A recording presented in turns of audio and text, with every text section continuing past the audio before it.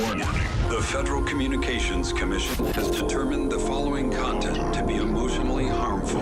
Funny things that you think's funny aren't funny. Give me cocks all the time. I want cocks all over me. The Alan Cox Show kicks ass, man. Welcome. Show me what you got. You're not going to see a lot of cocks on TV. Alan Cox from the Alan Cox Show. I don't know what it's about you, but I can't even stand your voice. I think you're the biggest asshole alive. It's going to be a great show. Let's kick it. I'll say kick it, and you'll just kick it with a tasty groove, okay? 1, 2, 3, kick it. Kick it. Come on. God damn it. Could you one time kick it? What the? Alan Cox. Here we go. He'll ad-lib. He'll be fine. It's the Alan Cox Show on 100.7 WMMS.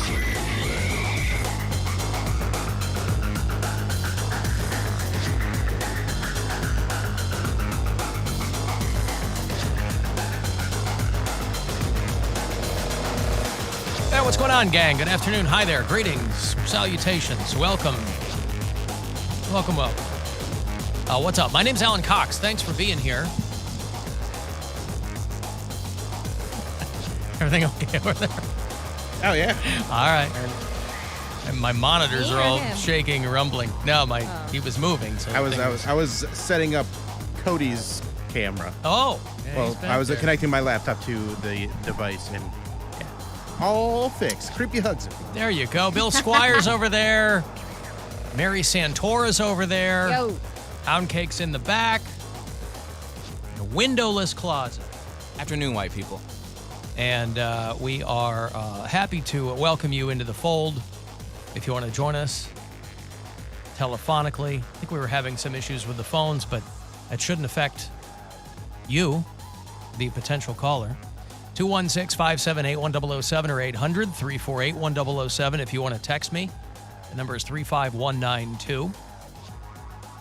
If you listen on the iHeartRadio app, leave messages there for us, a little talkback button. And as always, let me know if you do that, from out of state. I got a letter from Alex. He goes, hey, I'm going to be your temporary bureau chief in Busan, South Korea.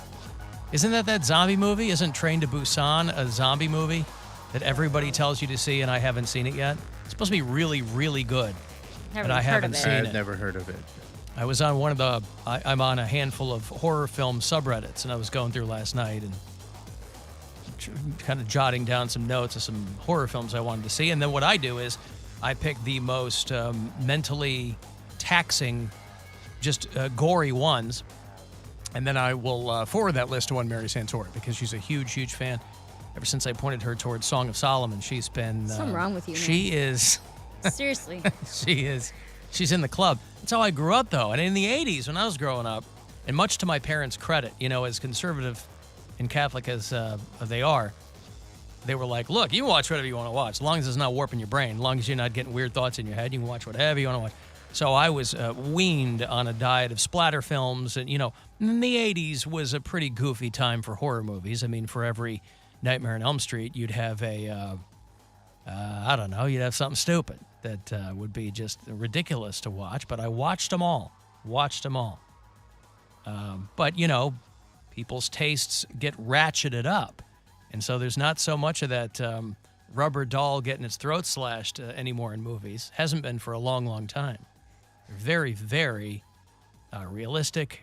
They're very, depending on what country you're getting them from, they can be very, very taxing. So, of course, I'm only half kidding about Mary being into these movies. I hate them. She won't tell you that she likes them, but she'll tell me in confidence. Nope. Whoops. Nope. No on confidence. That. Oh, okay. No confidence at all. Well, anyway, so I haven't, when he said I'm going to be in Busan, I think I'm pronouncing it correctly. I don't know. South Korea. It could be Busan. It could be Busan. It could be bussin'. Bussin'. The train to bussin'. I don't know. Bussin'. Bussin'. What's bussin' slang mean?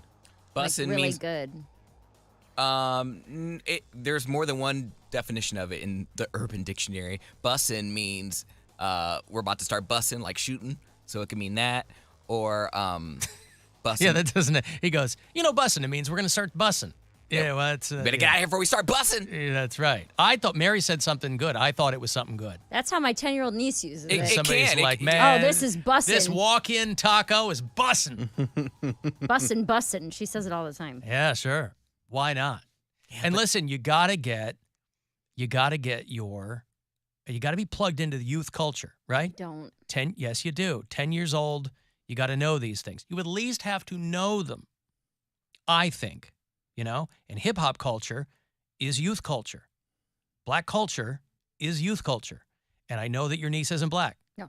But she's bussing. She's bussing. Things are bussing in her world because that's how those things lay out. I think it's very important to not be, and you can separate the wheat from the chaff in your own mind, but I think being plugged in to youth culture is a valuable thing. She said it about, I had half my family over a few weeks ago. My older brother was in town for something, so him and his kids came over, my younger sister and her kids came over, and we had like a build your own salad for dinner. And she said it about one of the toppings. I'm fairly positive it was the carrots. I think she was like, these carrots are bussin'. And I was like, excuse That's a high me? compliment for carrots. Carrots don't usually get that kind of love. Well, I think it was the carrots, Carrots are but at it was best a mid-level vegetable. It was just a whole table full of salad toppings, not like bacon and cheese and stuff, like carrots and cucumbers and peppers. Yeah. And I'm almost positive she said it about the carrots. Carrots are bussin'. Oh, well. And where did she pick that up, by the way? TikTok probably. Oh, or TikTok and TikTok. School. Yeah. Oh, yeah, really? Mm-hmm. I don't know about a 10-year-old on TikTok. That My might be sister where, that might be followed where her. my old guy parts come in. My sister didn't like it. She's like, I think this is stupid, yada, yada. But then it was always one of those, like, all my friends are on it. She got a phone for her 10th birthday. So it was like kind of came with the territory of everyone else is doing it type of thing. Yeah, my ex-in-laws got my older kids cell phones way before I think I would have. Mm-hmm. But I wasn't going to argue. They were going to pay for it. They bought them Yeah. the phones, pay for this. I was like, okay, just as long as everybody's, my ex-wife's no dummy. Yeah, they Like, thought as it long was as bussin'. everybody's, they said, this is bussin'.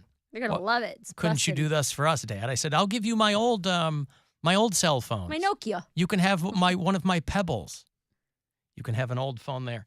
Boy, I would hate to think that I'd hate to think that the reputation of this program preceded itself to the point where us moving downtown here at 668 Euclid, as excited as we were about it, precipitated our neighbors leaving one by one. Mary tried to go into the convenience store across the Yeah. street. Already Last gone? week he goes He in. said Thursday of this week is his last day. Thursday of this week is the last day. This guy goes, I can't keep it open around here. I don't think he got real specific with you, but He said, I'm dying, was actually his exact words. I'm dying over here. I was he like, meant oh. financially or he has a terminal illness? I think financially. Finan- Has he Financially. tried a sign though? Because Yeah, I know. Okay, he could try that. Because there isn't an outside Something sign. as simple as a sign. Well, It's now probably expensive downtown. another I'm one of sure. our neighbors is leaving. The chocolate bar has closed. That's crazy. I Right saw down that. there at.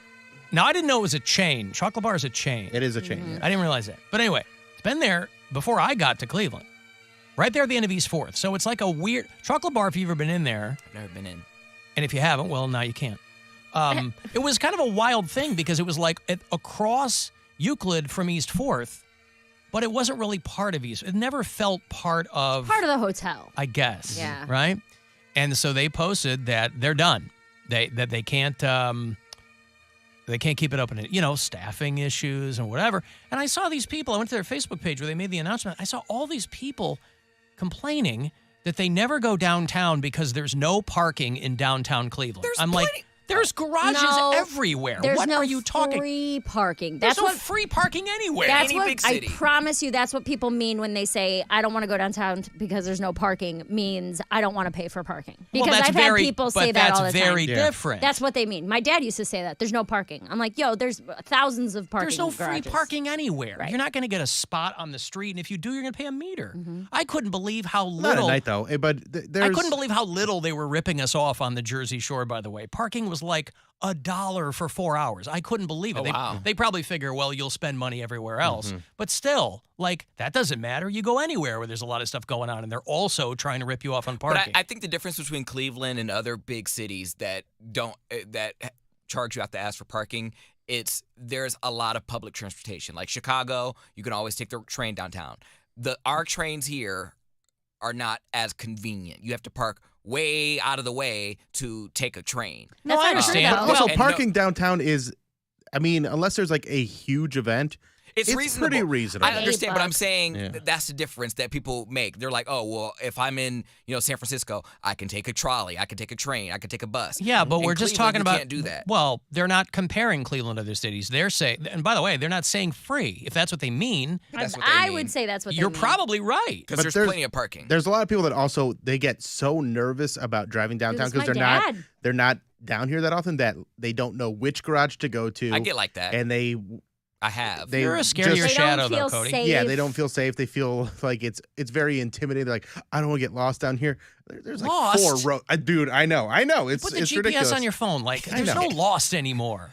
What if I go down a one-way street? Who's getting lost? I've explained the way my boyfriend is with his car, with how he parks far away and everything like that, to the point where he almost refuses to drive downtown. Like if he doesn't have to, he would rather Uber or take my car would or too. anytime we And do I anything. fully understand that. He's like, I am absolutely not taking my car downtown. Or he'll park up on the roof of like a parking garage. Why or- didn't you drive today, Bill? Someone You didn't drive? No, I didn't drive today. My Oh. daughter needed my car, so Oh, because her car's getting fixed. So it's just a whole Well, because I was out there in the main office and I was talking with the sales guys, and he goes, "Is that Bill?" And we looked across the street, and Bill was walking down Euclid. And I go, "Yeah." And then I turned back around and talked to him.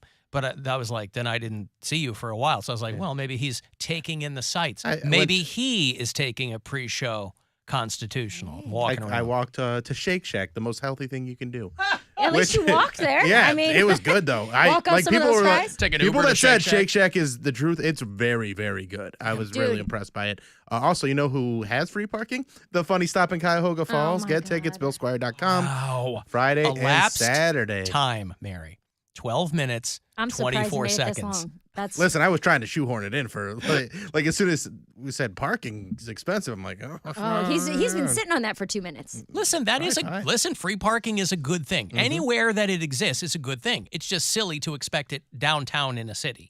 Free parking. What It's Cody silly. was saying about a lot of the cities that have expensive free parking also having a lot of great transportation. The one place that is not true for is Alan Cox's favorite city, Indianapolis, Indiana.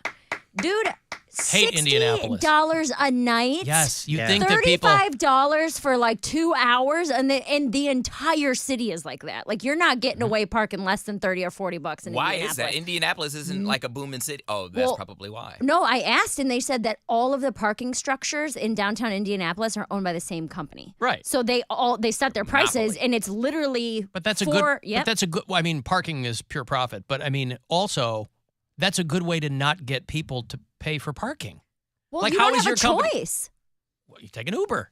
Well, like when I go down there to work at the Helium Comedy Club, I don't have a choice. I have to bring my car with me, or if I fly into Indianapolis and then have to get an Uber there and then walk to the shows, like yeah, it's there's good. some things you have to drive for. Well, you that's know? something Indianapolis should look into. They're the Because worst. Poundcake's right. That is not a fun town. The first time I went I know there, they're trying to blow it up, but it ain't happening. I featured 4 shows. My pay was $400, and my parking for the weekend was $180. I Yeah. was like, "Are you kidding me?" But they weren't kidding. It was all true. I've got to take a break, and if you want to get a text in, those are always free. 35192. You can listen on the iHeartRadio app, and we'll be back. The Alan Cox Show. On our free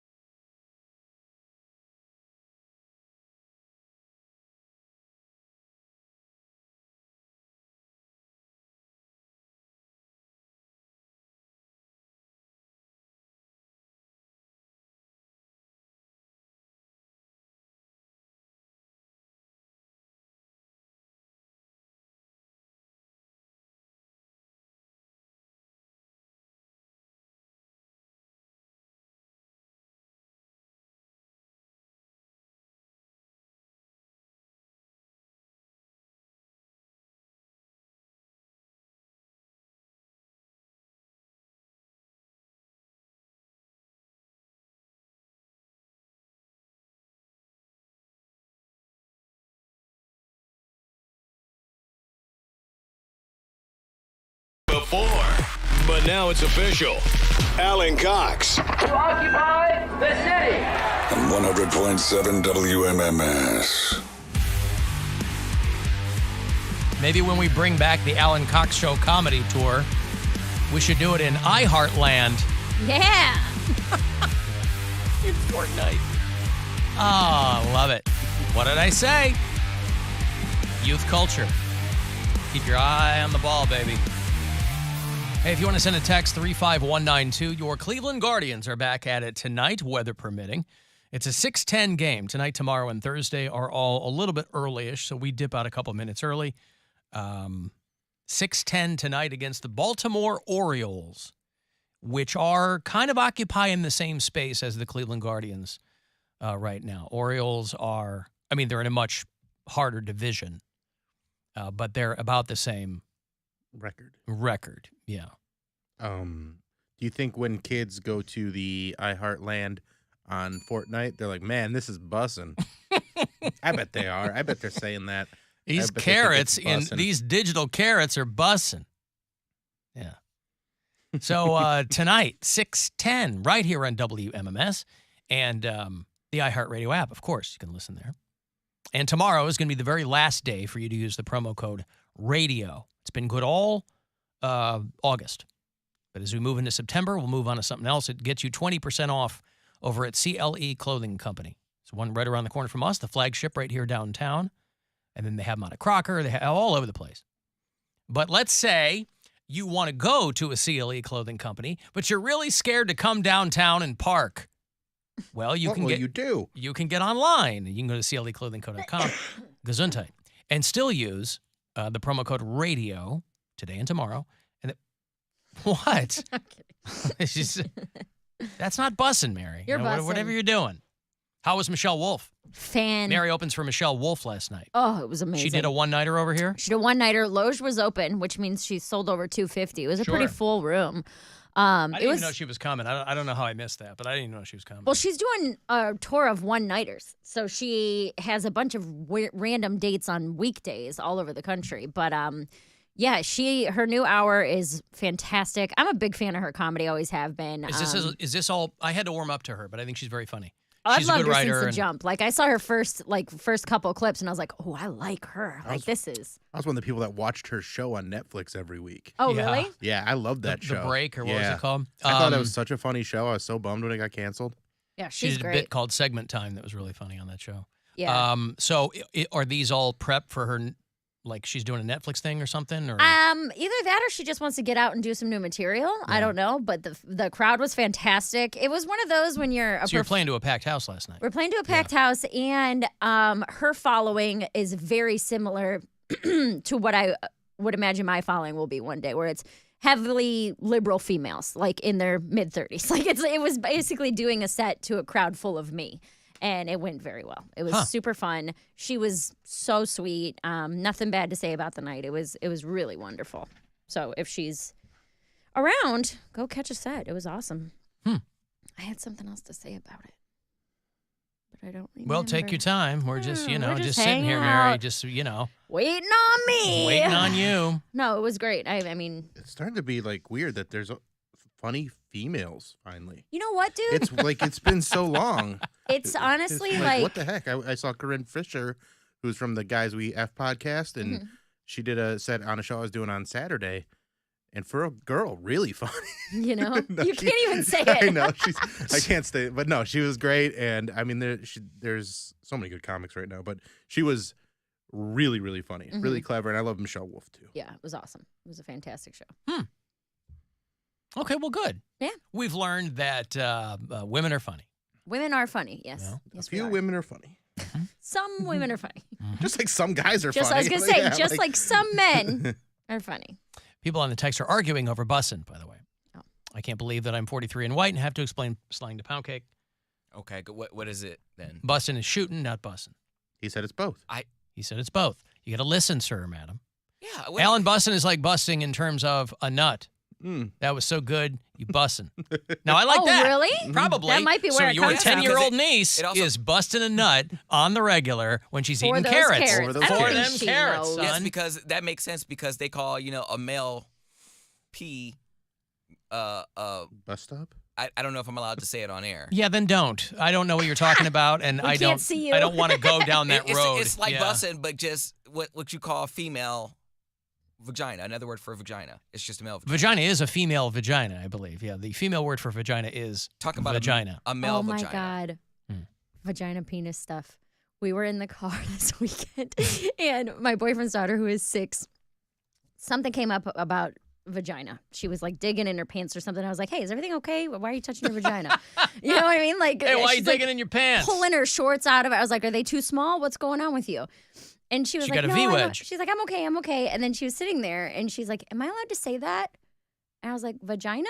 And she goes, yeah. And I was like, yeah, it's not a bad word. That's just what it's called. They call it a hoo-ha in her family. So I was like, I was like, My kids called it a winky when they were little. the girls one Yeah. is a winky? Winky, yeah. Because I remember specifically, I have a bit about it on Just Say You're Just My Old special, where one of them goes, she keeps digging in her winky, like Yeah. yell it from the back seat, and then she's just like, only sometimes. Right, yeah. Huh. So Yeah, some people go for the slang, and some people go Yeah, for the sure. medical Hoo-ha. terminology. Yeah. My mom we- used to call it a weasel. Did you clean your wheeze? But she had 2 boys. I know. When was your That mom makes bringing that up? When- Talking about herself? No, she was talking about us. Like, Did talking you about call your your wiener. wheeze? Yeah. yeah. Oh, a she weasel. called the penis a weasel. Yeah. Oh. Yeah. We called a vagina a susu. I don't know why. I don't either. What's the... I We think- had penis and vagina at Casa Cox when I was growing up. Yeah, I don't know. It was in your susu. Yeah. But so anyway, Studio. so she says that and she was sitting there kind of quiet, kind of sitting with it, and then she goes, "Can I say the thing for boys?" And Brian just puts his hand over his mouth real quick, and I was like, "Penis?" And she was like, "Yeah, is that a bad word?" I said, "It's not a bad word. That's just what it's called." And she kind of sat there, and I could see her in like the mirror, and her eyes kind of lit up, and she goes, "So boys have penises like that?" And Brian lost it. He's laughing. Mary's so doing all the hard. heavy lifting in the car there. Brian's laughing his ass off because he's like, I cannot believe I just heard my 6-year-old say penis. So I was like, she's just asking what the terms are. Like, Right. it's not What that is big that of a thing that deal. Timmy shows me after class every day, Dad? What is that? He's not mad at you for really want to overstepping. know. Overstepping? You.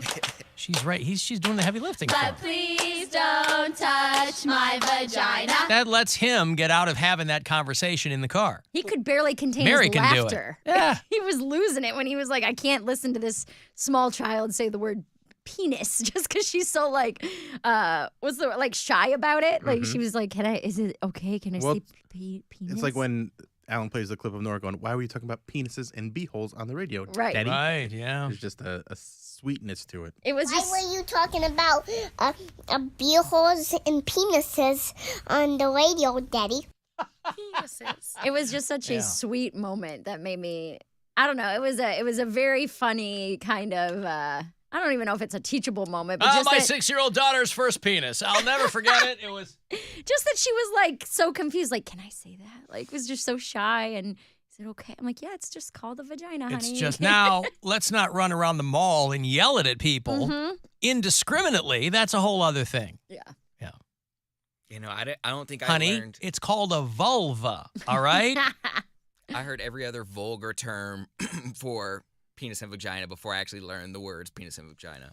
Like I think that's probably. I mean, most kids are raised on slang. It's not like your parents are sitting you down and telling you stuff. My mom had mine did, but they're nerds. Yeah, my mom had pet names for them, and then I wouldn't say pet names, but just nicknames for them. And then my friends at school, they would all say the most derogatory, nasty slang term for them. So I never really learned. So I had sex ed. I'm like, oh, that's what that is. That's what comes out of there. Like, okay, now I learned. So Well, but it also, I think all that slang, though, when you get a little bit older, that's also the downside of it is that's what allows some people to not take it seriously. To That's kind of correct. laugh the whole thing off because you're like, oh, it's just that. Yeah. And then the older you get, you kind of have that in your brain. I'm sure I'm reading too much into it, but I mean, that's all kind of in there working when your brain is developing and you're figuring sex out and all that. It's just a ding-a-ling. Yeah, right. That's what Chuck Berry called it. I was so confused over semen and sperm. Like, I didn't know the difference. I'm like, wait a minute.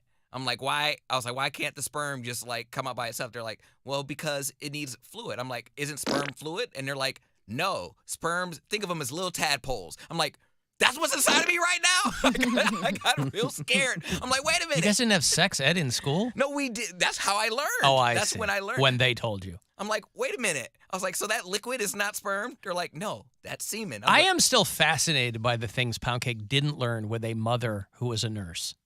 I know she was sleeping all the time, and I get it. But it's like there's people that didn't have any medical professionals in their family who probably knew more stuff than he did as a kid. But Poundcake, like by osmosis, he never even learned this stuff from his mom. Poundcake also, he has a very literal mind in a lot of ways where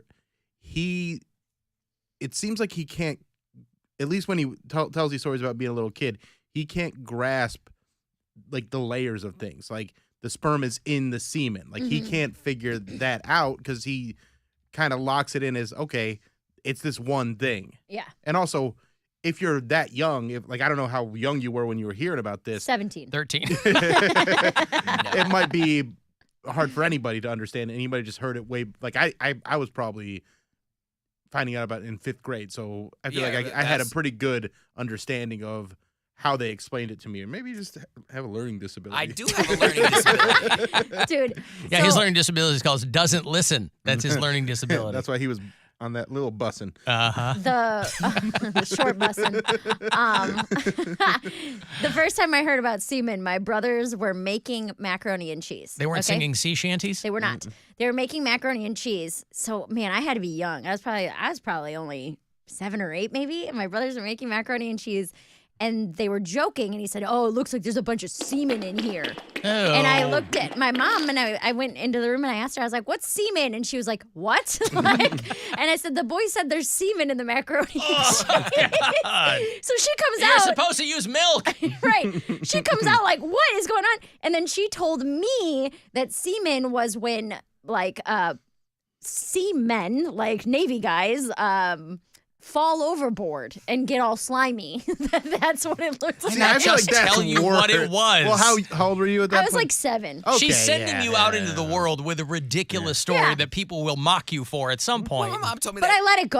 I was just I like, understand. oh, yeah, macaroni and cheese does look 'Cause like you believe your mom. a slimy sea guy fell into Right. the ocean. Slimy sea guy. Yeah. Last week, I saw a film. As I recall, it was a horror film. Walked outside into the rain, checked my phone and saw you rang, and I jizzed in my past. Speeding down the street when the red lights flash. Need to get away, need to make a dash. A song comes on that reminds me of you and I jizz. By the way, it is legal to mail semen, even internationally. M-A-I-L, M-A-L-E, S-E-M-E-N.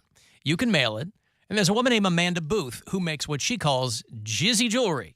Gross. This is what everybody's looking for, a new hook now, right? You thought your Etsy store was dumb. Everybody's looking for a new hook. And this woman has clients lined up all day long. She makes jewelry out of dehydrated semen.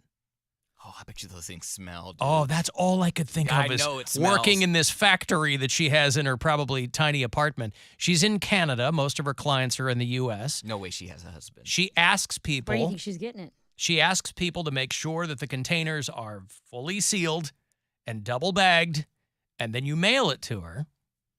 And she dehydrates your mayo and puts it into jewelry. I don't know if she Dude, pressurizes it Who like wants it's it? like Not it's a gonna lie, goo diamond. If or, I had you a know. boyfriend or a husband, Howdy.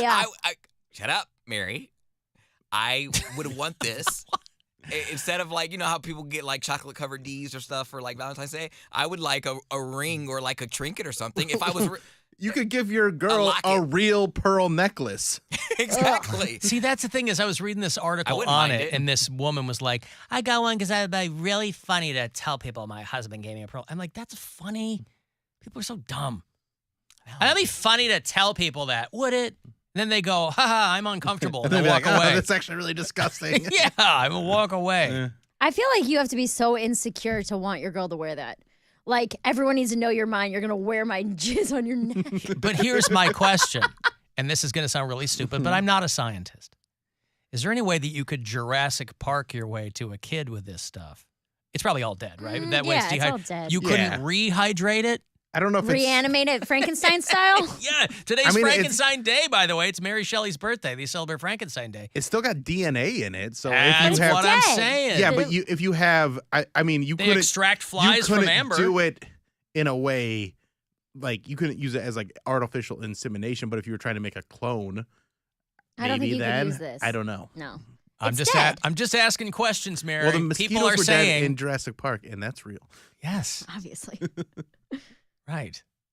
But it's not preserved. So a Jurassic Park of semen. Jurassic Pork. Yeah. So, yeah, I don't know. But just for people who are wondering, people always have, most people aren't barristers. And they go, hey, is this legal? And a quick Google search might tell you whatever you're asking about, whether or not it's legal. Depending on what kind of person you are, you might be doing a lot of searches on age of consent, right? And other people are searching, can I get in trouble for this? If you've asked yourself, is it legal to mail semen? Yes, it is. Internationally, whatever you want to do. This woman's in Canada. Her name's Amanda Booth, if you want to find her and look her up. What are the questions they ask you, though? They say, is there anything liquid, hazardous, or whatever? That's right. And you say yes. That's what I'm saying. There's liquid. And then they'll put a sticker on it that says liquid, and they'll say, what is it? And you'll say, well, you're never going to believe this, because this woman also makes like breast milk jewelry and, dehydrated breast milk and things like that. Liquid, fragile, or perishable. Yes. So it's all of those. All three things. Yes, yes, and yes. And then they go, and this is where it gets fun. They go, oh, what's in there? And you say, semen. And then they go, and then they kind of hold it at arm's length. And then hey, Jerry! We got another one. Give me a straw, will ya? I do have to ask, how much would you need to do this? Probably not much. She's making little trinkets, little pieces of jewelry. I imagine however much you send her is, and I'm sure if you hit her up, these are all custom pieces. I'm sure if you hit her up, she'll tell you precisely what the protocol is. You can go to trinketsbyamandabooth.com, and no, I'm not being paid to tell you that. I don't know what Bill I would Will's say. here for semen jewelry. Friends, have you ever wondered how your jewelry looks so nice? If a guy got me that, if my boyfriend came home and was like, baby, I got you the ring. I was like, oh my God. And he showed me this and I was like, what is it? Is that a opal or a pearl? He's like, actually. I'm like, Actually. get this away from me. Like, what are you doing? That's not your birthstone? No, that's not my birthstone. I mean, it kind of is a birthstone. Could you imagine? It sure is. Could you imagine getting like jacked from that? Like someone try to rob you and then they'd be like, ha, joke's on them. They're like, what's the resale value on this? Like, well. What is the resale value on that? Oh my God. The last line of this is, get yours today. Shoot your shot for a consult. Yes. Okay, she's leaning And then into when I it. got a big load, I go put it in there. That's right. A vasectomy gift is what she says. Yeah, I'm going to be getting a vasectomy. Hopefully somebody will give me one of these. Oh, that's a big load. Oh my goodness. Very Both considerate. male and female. Yes. How do you? Because people think that, I don't know. I'll let Amanda Booth figure that out. That's bussin'. She's bussin' all over the place. I'm going to take a break. If you want to shoot a text, 35192. If you want to watch, you can. Go to alancoxshow.com. And you can listen anywhere throughout North America on the iHeartRadio app.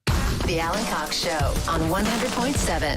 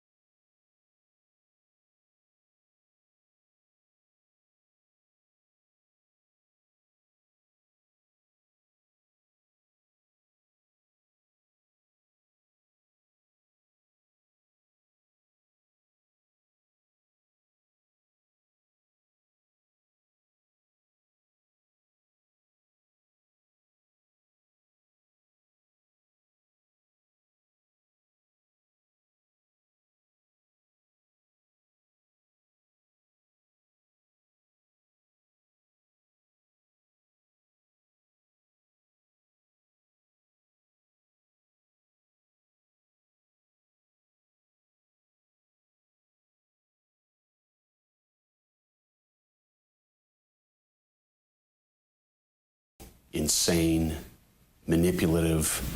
Who are you? Call the Alan Cox Show. 216-578-1007 or 1-800-348-1007. Oh.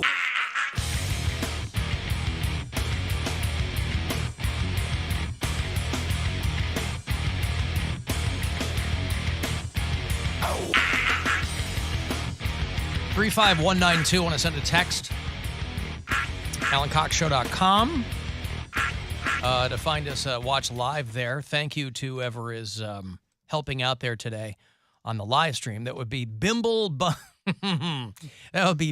Bunduncamus is helping out today. Thank you so much. That's somebody who's not scared to come to downtown Cleveland. No, they're not. And we don't validate parking, by the way, for the people in the video department. We will. But we validate you. That's right. Maybe. That's all that matters. Yeah, there you go. Bimble Bunduncamus, thank you once again for helping out.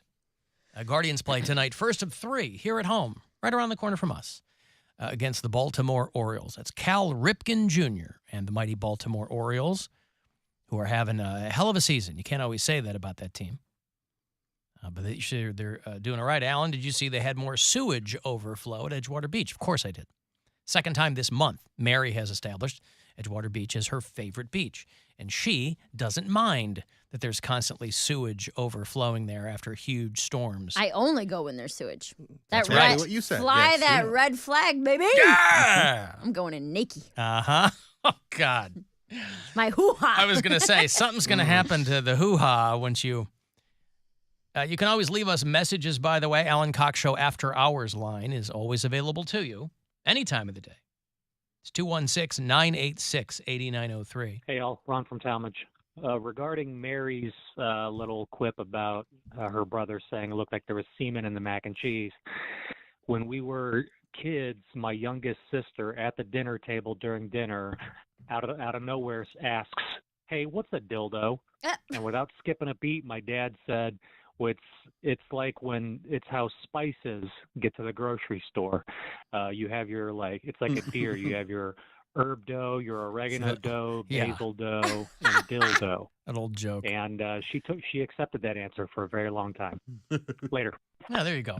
Yeah, I mean, lest people think that we're being gratuitous with this line of questioning, people were blowing up the text in the break. Matt said, I'm 42, and I was today years old when I found out that sperm and semen were different. Come on. This is what I'm talking about. Like, you think people are walking around with a head full of, dreams, frankly, and knowledge. Not so much. Some things just skipped right by. His brain was never fertilized by the truth. Sperm. I mean, that is a lot to take in, though. It's scary. What's that? Sperm is weird. Just the thought of it. There's like, oh, so you have these thousands of little tadpoles running around inside of you. Thousands? Tens of millions. What are you saying? Yeah, running around. You know they're not in your bloodstream, right? Sperm count. Well, I'm just saying millions of little tadpoles, microscopic tadpoles inside of you, and then the liquid helps push them out. And I'm like, this is not something I want to think about when I'm tossing off. I'm like, I'm going to make these little tadpoles come out. Like, that's so gross. I remember one time in school, I asked, because we were doing some type of science experiment, and we had like a pond out back of our school. So we would go into the pond and get like a little sample and see, all the little microscopic organisms and stuff. And I asked, no one else asked, but other people were thinking it. I was just like, has anyone ever done this with, sperm? And everyone's ears kind of like perked up, and my teacher was like, no, we haven't. That would be like a college course. That would be like a college class. At least high school. And I was like, oh, okay.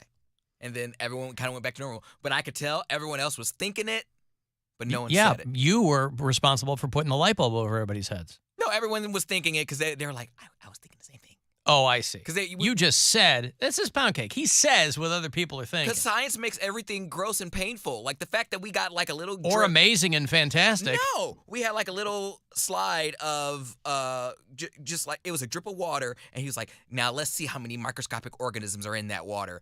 And when I tell you like, it was a microscopic centipede in there. There was like some other things swimming around. I was like, that is not what I want to think about that is like on me when I go swimming in a pond Or like when I go in the water, like, ugh. Bro, that's what you're drinking. Yeah. You shut up, Bill. Microscopic centipedes. It was like a little microscopic centipede. I was like, I understand. That's everywhere. It's like every time you get in the water, anytime you get in any body of water, that is what's in there. I was like, even bath water? They said especially bath water. I was like, Well, your face is covered in mites all the time. Mites. They're eating my hairline. Stop, mites. Well, they're hungry. How dare they? And they're getting full. Yeah. You're giving them plenty. Yeah, Jackson, Mississippi. We've got a bureau chief, I think, in Jackson, Mississippi. I think Harvey is our bureau chief down there. That is the largest city in Mississippi, and they have no drinkable water. The water system in Jackson has failed completely, and they're trying to figure out how to get people kind of back online there. The city will be left with no or very, very little drinking water indefinitely. They're telling people to boil their water. They're in boil advisory. They're trying to get people to, they're having people donate huge pallets of bottled water or whatever. But you're talking about 175,000 people who live in Jackson, Mississippi, and they have no information from the health department as to whether or not they can get the water back online. They have little or no water pressure. They have no drinkable water. And again, these aren't things that happen overnight. Didn't happen overnight with Flint, Michigan. Didn't happen overnight with all kinds of cities. Flint got the lion's share of the headlines when their water system failed. And it wasn't like the entire city of Flint had no water. It was just the poorest parts of the city because they didn't invest in the infrastructure there.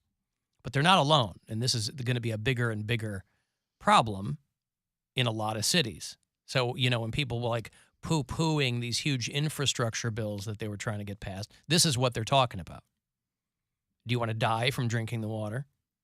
And so the city's largest water treatment plants are going to be completely down. Deion Sanders is the coach of Jackson State down there. So he's kind of trying to put whatever his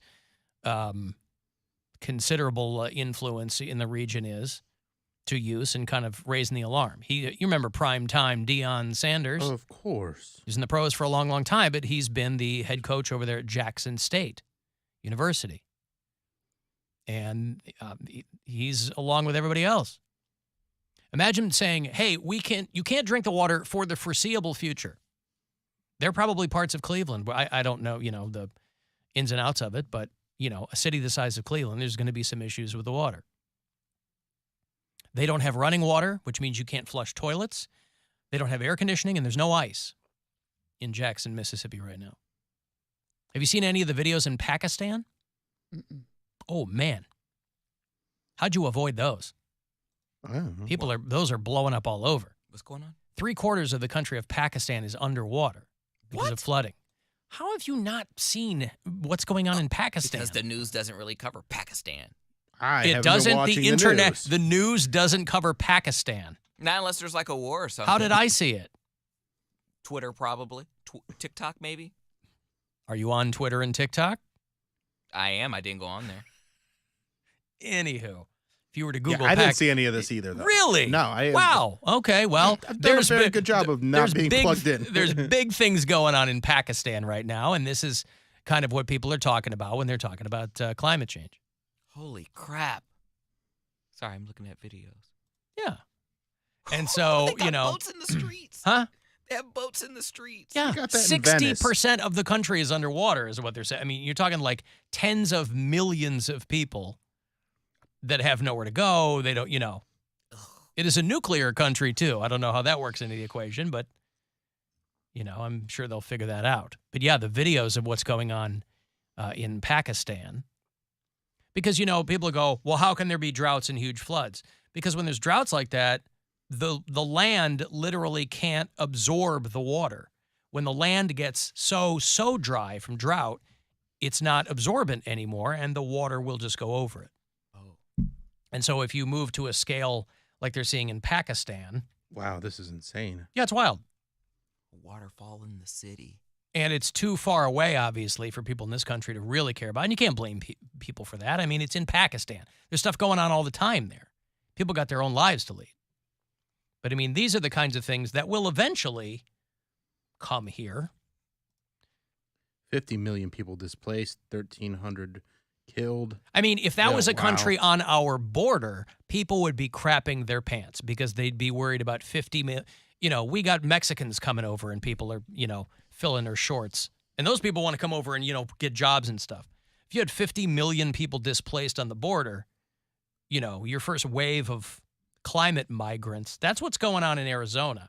I was reading a thing about, because I was genuinely curious why people keep moving to places that will not have water in 10 years.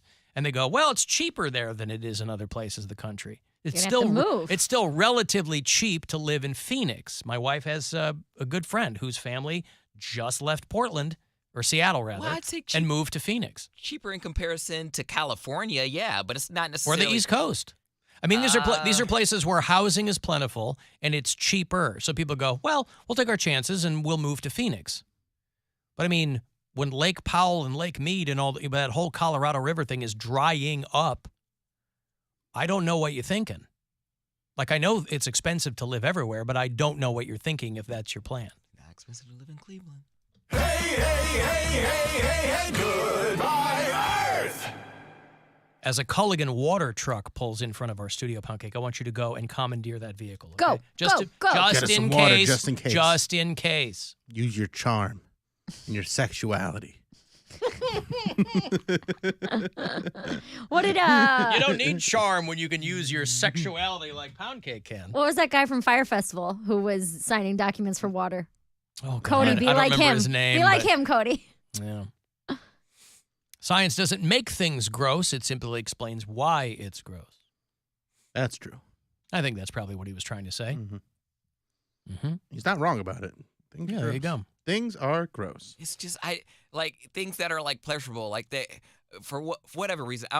I was just like browsing porn, like this was years ago, and it had a camera inside of a woman's vagina, and I watched the porn that way. I was like, I'm scarred. Like, I'm done. I don't ever want to watch porn again. I was Yeah, like, but a camera inside an orifice in any orifice in a person's body would be gross. I mean, that's no way to turn somebody on. But I'm just saying that it was like a like it was a porno, but it wasn't. Like, it was a scientific video of a couple having intercourse, and I was just like, this is insane. This is what happens, and yeah, I never watched that video again. Jesus. I was so disgusted. Yeah, of course. Yeah. That's a deep dive. No, I was reading about how another, they're not the first, another major insurance company, home insurance company, is leaving Florida. They're getting out of Florida and telling people, you got to find another home insurance company because we're not going to insure people's homes anymore. Because of flooding? Yes. They're like, people are going, how are we going to live here? We can't get homeowners insurance or whatever. These companies just go, we're out. Because it's going to cost, you know how insurance works. It's gambling, right? It's, I'll bet you $500 a month until the day you die that you don't die. Don't say that, because then Mary's going to have to cancel her insurance. That's cute that you think I have insurance. Well, I mean, you have like car insurance. Yeah, I have car insurance. Not Wink, health wink. Insurance. Well, still. I keep calling Brian my husband. Nah, and that's he's a like- gamble. That is, yeah. That's why I want to marry a military man so bad. I need like a Marine so I can just. And it always works out great. That's what my niece did, and boy, it worked out great. Well, I still get that alimony. What alimony are you talking about? He's not. This he doesn't guy, even know what that is. What is he? That's why I want you to get Marry I want you to be someone happy. divorced. I want you to get married and then subsequently divorced. That's right. So I can know the struggle. So I could just, all two. Not know the struggle. For some people, it's not a struggle. I have two friends who recently divorced, and it was just a dissolution. They did it over Zoom because they're grown adults. They have no kids, been together a long time. It was basically like, we're good. Yeah, I take mine, you take yours. Hey, we'll see you around. I don't love you. breakup, yeah. See you around the town. I don't love you. I don't love you either. High five. Sign the papers. High five. I just want the camaraderie of me walking in the studio. I have my cigar, and I'm like, you know what, guys, you're right. Forget the broad. Like, You know you can't smoke a cigar in here, right, Poundcake? There's a lot of equipment, and the smoke would really my vape. jam that up. But that's the kind of camaraderie he wants, is to sit amongst jaded, divorced people. That's Is that what he you want, Alan? Had A to once win that, divorced A broken man. When we did our disillusionment, I paid for it. It was like $100, and like I was like, "Hey, do you want a receipt?" And she's like, "No, it's all right. If I need it, just let me know. I'll send it." I was like, "Okay, all right. Well, great marriage. Good try. Yeah, we did our best. And like, this is in front of people. I'll see you next time, The kids have the kids, something. yeah. And like, people were laughing at the way we were interacting as What we're else are you leaving. gonna say? Yeah. Like, is that what you want to do? We did Think our best. about it, Alan. Once divorced and a broken man. A broken man. I love that. Once man. divorced. Usually you nail somebody, you go, look at this guy, thrice divorced. I like the way he says your name. It's my favorite. Alan. Alan. Yeah, that's right. I It's like really it too. sticking it to you by just saying your It name. makes me laugh every single time. It's great. What do you think about That the was people- Political Joe. He doesn't call much anymore. Maybe he's on the wagon. But I mean, he's, sure, anytime you want to. Are you a pansy, Alan? Anytime you want to address me by my name, we're pals. Doesn't matter if you're criticizing me or not. Are you a pansy, Alan? Whenever I was drunk around my dad and he would aggravate me or tell me to stop drinking or whatever it was, I would always take a tone just like that way that guy says Alan, and I'd say, "Oh, what's your problem, Dad?" Every single time. Yeah. There's a video of me hammered at the casino buffet trying to eat ham. Like, there's a piece of ham on my plate and I'm trying so hard, and my sister's recording me and I'm like missing my mouth because my eyes are closed, and my dad's like, "Hey, drunk ass, put the ham down." And I'm like, "Oh, I'm sorry, Dad. You don't like I eat ham?" Give up the ham. Right. Will Forte. Oh, look, Dustin's calling from Jackson, Mississippi. I took a big old swaller out of it, and I was like, uh-oh. Thank you, Dustin. Boots on the ground there in Jackson, Mississippi. Now, here in Ohio, by the way, the thing that jumped out at me was they say that we should brace ourselves for an unreasonably cold and snowy winter. I saw that. So what constitutes I thought unreasonably was a great adjective for a weather story. They go, all right, listen, this is just getting unreasonable. Come on. You Yeah. got 2 feet of snow. This is just unreasonable. The rationale of the weather is really, I love unreasonable. Because early on, it's summertime and they're looking ahead. They're just going by the almanac. They don't know anything. So they're like, well, the way farmers used to do things, it's going to be really cold and then it rains all winter, right? But unreasonably cold. But if you like winter sports, sledding, skiing, things like that, it could be fun, reasonably cold. Yeah. Yes, it could. Yes. And I do that's an optimistic way to look at it, That's right. That's the shovel half full. Yeah. If you want to go ice skating, boom, there you go. Done. You got a fun, reasonably cold Fun, winter. reasonable cold. Who is that guy? That's Ron. Ron. See, Ron from Talmadge? No, that's Ron from Willoughby. He won the Dream House a few years ago. The Willoughby Dream House that you enter Really? $50 and How do it's you like know a that $3 guy? million. He's a big fan of both our show and comedy. So he's come to comedy shows for years and years and years. Oh, he won the Willoughby Dream House? Yes, Does he it's live like in it? Yeah. It's like 9 bedrooms. It's like this huge, crazy. Yeah, it's like Extreme Home unreasonable. Makeover. It's Yeah. like the rap on those is always people would win them, but then they couldn't afford them. Is he a man of means? He got does a all pretty right. nice Kia. Yeah, okay. I don't really know A what pretty he does. nice But, Kia. I mean, check it out. It's like He's a got a little pretty nice sporty- Kia. Little sporty Kia. Not a bad Kia. GT. That's not the one that you can steal with a USB. No, not that one. The Willoughby Dream Home. This is something that they do in the They do this. YMCA Dream House. Is that what it is? Yeah, they do it in different places where it's like $50 an entry and all the money goes to like St. Jude or some kind of a charity. This a local thing or this is like the HGTV thing that No, they do every year? The only one I know of is local. They might do it everywhere, but The Lake County YMCA? maybe. Huh. But they've done them before all over like the greater Cleveland area where it's $50 an entry. You can enter as many times as you want. And then they pick like the top 5 entries. And then from there, there's 5 different keys. These are random. Completely Yeah. random. So it's like you pick the top 5 people, each get a key. You choose the key. And then if your key unlocks the house, you win the house. Right. And he won. I think it was probably, 2016 Oh, yeah, there's his name. or He'll DM me sometimes, I'm sure all of us, on social media. I think Oh, I didn't know 2019. that was Was it that recent? Yeah, 'cause it was 2017. 2017? Okay. Yeah. The 24th Lake County YMCA Dream House. Wow, well done. Yeah, so that all you have to do is pay the taxes on it every year. But yeah, you just enter for $50 or however many entries, and then you might win a house. As this article in 2017, it says it is not yet decided if he will take the dream house and its furnishings, or choose the $250,000 cash prize. It's worth way more than $250,000. Right. But I guess if you can't afford to Well, pay that's the on it thing. every year. And that was always the rap on like Extreme Home Makeover. In my first year in Cleveland, we took part in that. Ty Pennington, and we were over there. We were with Exhibit. This was before either you guys were on the show. You pimp your car? It was, no, we They were. pimped the house. Yeah, we were part of the Extreme Home Makeover that they did in Maple Heights, which was much closer to us, and we were in Oak Tree. Wait, not Exhibit the rapper. Ron is on Exhibit the line, by rapper. way. Oh, okay. Yes. But he was And, part of Extreme Home Makeover at that point. Yeah, I yeah. didn't know that. Oh, yeah, Okay. yeah.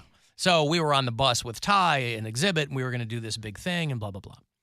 And the family who won, because it was like, wasn't in the greatest neighborhood, I guess. And then they have this massive house that takes up like 2 city blocks. And that was the case with a lot of people, not ironically, but unfortunately, the people who like kind of most needed that situation were the least able to afford it. Yeah. Utility bills and things like that. And so a lot of people were like blaming the show. And I'm like, well, it's not really the show's They're just trying to fault. help. I think. I mean, Rod, hello. I didn't realize that was you out there. I don't know. Have we met? I don't know that we've met. I don't think we've met. I might have run across you at one of the shows, but I do yeah, recognize the name once I Googled the Dream House. You still living in that house? Yeah.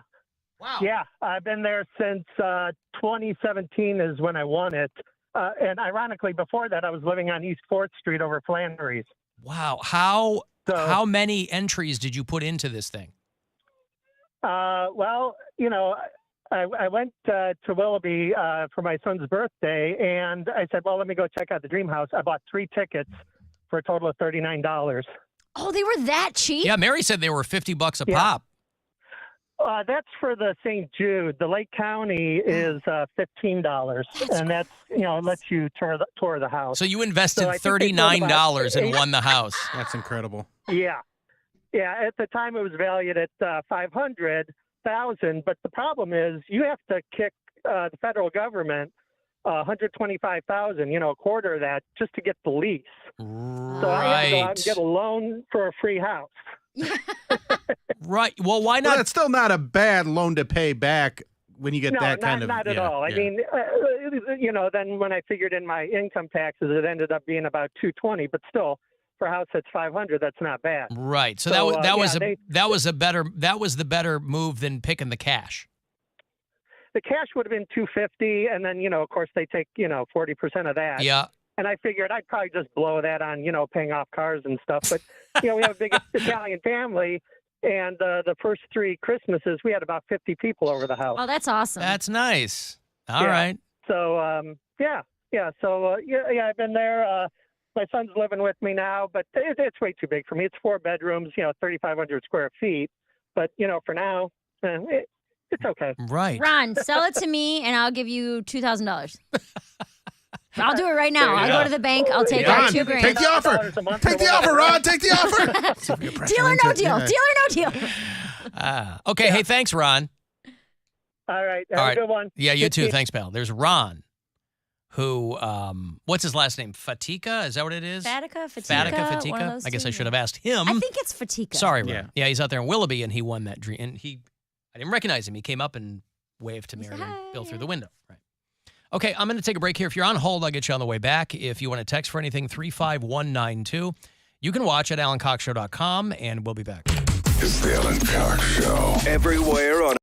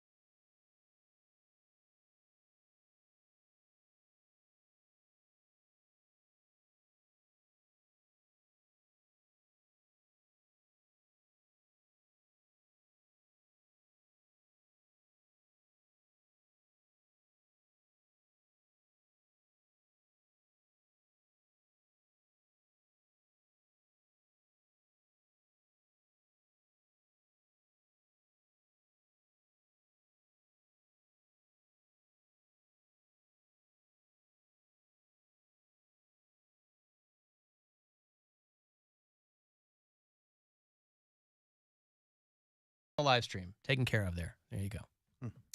A mystery solved a few days ago when I discovered that our friend Members Only Dave, who in addition to being a cohort here at iHeartMedia, is also one of Cleveland's premier DJs in the clubs. And that he has my bureau chief map. He just told me this out of the blue when I saw him last week, and all I wanted was for that mystery to be solved. And so he told me and asked if I wanted it back. And I said, I don't think so.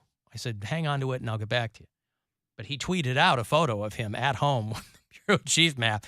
And I just like that the people who don't know what it is just see a photo of him and a map with a bunch of push pins in it.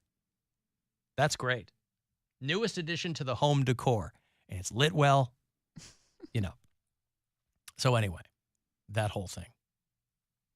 Alan, does this make me a Karen? Ooh, Somebody sent me a letter. Does this make me a Kyle or a Karen? Because it's from a guy. It's from David in Willoughby Hills. I was shopping at a large grocery chain that I won't name.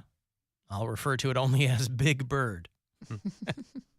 I had 8 items, so I was in line for the express lane, which has the 2 checkout consoles.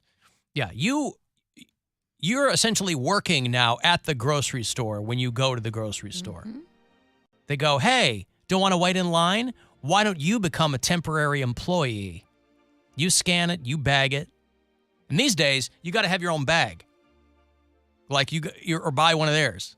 Because a lot of these places have gotten rid of like the plastic or whatever, and you forget that. At least I do. I forget it all the time. I got a stack of goddamn shopping bags in my house, the Trader Joe's, the reusable Keep them bags. in your trunk. I know, but I say the same thing to my boyfriend. I know. I just Put it in your forget. trunk. I know. Put it in your trunk. No trunk in my trunk. I had 8 items, so I was in line for the express lane. He says 2 checkout consoles. I was next, and there was another woman behind me. The further of the 2 consoles became free, but before I could move, a woman talking on her phone with a full cart came from another direction and made a beeline right to the console. So he's like, thankfully, the other one became available and I moved up. But I did say to her, I guess people in line don't matter. He called her out. It's the right thing to do. She turned and said, are you talking to me? I said, you know there are 2 of us in line, you cut us, and you know these are for 12 items or less. I don't know why anybody would go into one of those self-checkouts with a full cart, by the way. Like, that's when you let the other... Because the world is chaos and people do not care. And I like chaos, but just for her own efficiency, I wouldn't think you'd do that. I think you'd want to put it on the belt, let the ladies... Anyway, the lady came back at him with, do you work here? And he said no, and she said, then don't talk to me. Oof. Right? She gave as good as she got. I probably could have been less aggressive and said something like, excuse me, maybe you didn't see, but some of us were already in line, but I was just so angry. But also, he does kind of work there because he's in the self-checkout. Yes! I've been deputized, ma'am. Do you work here? Yes, I do. We all work here now. Yes! People who use the express lane with clearly more than 12 items are awful, terrible people. And then he went over to, like, the customer service desk and said, if you could pass this along. Again, he really went the distance. There's nothing. I don't know if I'm going to the customer service. No, they're not going to pass anything along. What are they going to do? Right. They're like, what are we going to do? Hire somebody else? Come on. Hey, talk to security. It's not like they have a walkie to talk to the cart corrallers out there. Hey, tackle this woman. I'm really disconcerted, he says, at the lack of consideration for others. Hate the show. I don't think that makes you a Karen. I mean, no, I don't think so at all. I don't know that I would have said anything, but a lot of people would probably have done the same thing you did and called somebody out. Bill's called people out before. I've called people out for cutting. That happened at a How do you Target do it, once. though? I just go, there's a line. I say that. Line's back here. I go, line. There's a line over here. And they'll be like, boo, go. I'm like, I don't care. There's a line. Get in the line. Why are they I'm a doing big enough that? guy that it usually they'll get back in line. But I just don't understand, like, I don't know. I don't get that. You can visually see the line. Just be in the line. Just get in the line. Because they do it we so all often. want to get out of here. But they just do it get so in the often, line. and nobody calls them out. So they're taking their chances that nobody's going to call them out. Huh. The thought is they do it so frequently everywhere else that nobody else calls them out? Yes. A lot of people won't. They are, that's how they operate. they operate on that level every day, and when they get caught out on it, they're caught off guard. They're like, Mm-hmm. That's exactly what the guy did. When I called him out, he goes, well, this lady said, "Get in line, Tim Allen." This lady said, do you work here? He said, no. She said, then don't. What are you talking to me for? even if someone did work I there, would have said, I am the Big Eagle. That's right. My name's Bill Eagle. Get in line. Yeah. But why take a full cart to the self-checkout anyway when you got to scan it and bag it? Like, if you got a full they cart. think they're cheating something. I think they're getting, like, out faster. But you're not. I can't use a self-checkout there anyways. Listen, if I have a couple of items, if, it's a Saturday night or something, and we're like partying, and we're partying, and I got to get a couple of things, self-checkout. If I have a full cart, you go through the line. That way I can stand there. I can read People magazine. I can catch up on what Chip and Joanna. I can catch up on what. He's gay. I can pick up on what Chip and Joanna are doing. That's my me time, Poundcake. Doesn't make you any less gay. Stand there. Yay! People read that. It's always like back in the day, it was Jennifer told Brad to get out. Like, it's always so dramatic. Like, I have never once Angelina's nightmare. You know? Either that or it's the Time Magazine 50th anniversary JFK edition, Oh, my It's God. like semi-hardbound and, I'm like, how many times are they going to post Diana? It's like, who really killed Diana? I'm like, the bitch died. Who? Like, not. Wow. I'm just saying she's Our dead. top winner in the showcase is gay. Yeah, but you don't even remember when Princess Diana died. Yes, I do. You were in kindergarten. I remember when she died because my mom had the Princess Diana Beanie Baby. So did I. I kept that thing in a glass case. Wow. How much is it worth now? I That don't one's know. got to be worth money, right? It's in my hoarder house somewhere. Honestly, it's probably in whichever one of the units? storage unit I'm gonna get. Sewage My mom units that died. you've got? All right. You've got a Princess Diana Beanie Baby. Somewhere. How yeah. did they render her as a Beanie Baby? It's not her. It's just a purple bear with a little That silver represents her. heart. Oh, it's Yeah. a commemorative. Yeah, yeah, I I think she's like an angel. Like, it has like an angel and it has like the crown over it. Only person who ever got rich off Beanie Babies, by the way, was the guy who invented Beanie Babies. Right. That guy was a billionaire. Everybody else, he's watching these suckers trade them and people fighting over them in divorce proceedings. Oh, yeah. This is my retirement. Like, dude. My mom had a Are mound. you insane? A mound of beanie. We used to think it was like a part of her bedding, because she would have like her bed, and then it would be like in the corner, just like a mound, a pyramid almost of Beanie Babies, and we used to go lay on them. She's like, "If y'all don't stop laying on my Beanie Babies," I'm like, "What? They're softer, like they're pillows." They're like, "They're not pillows, they're Beanie Babies." We didn't think that we were kids. We didn't think that they were collectors. Well, of course. items. They're tiny stuffed animals to you. Yeah. So we just didn't understand it. So we would take. But there was nothing to understand. We would steal them all the time and just play with them. And she's like, "I'm about to whoop your ass. I'm gonna whoop your ass." You touch my Beanie Babies." Those things were only worth something like in the heat of the collectability of those things. There's that picture, though. There were more people who got stuck with tubs full of Beanie Babies that were worth nothing. There's that picture of a couple sorting Beanie Babies as in court yes. as they get a divorce. It's one of my favorite pictures of all time. Those are two people that clearly have no children. Yeah. Because they got plenty of free time to argue about their goddamn Beanie Babies. I love it, though. Also, my family, we didn't invest in Beanie Babies. There was a knockoff brand that my dad was sure was going to be the bigger hit, and they had little peas in them, like dried peas, and the pee-pee babies did not take off. Those were. That's a long way to go, Bill. Well, he No, got it's there, not. though. He got there. It's not. People are asking if there's a self-checkout at the NASA store. Didn't you work there? No, I just shopped there. And no. It There says isn't. They've got a full manned Yeah. conveyor belt that you have to. I mean, sometimes you have to wait because they're working on other things.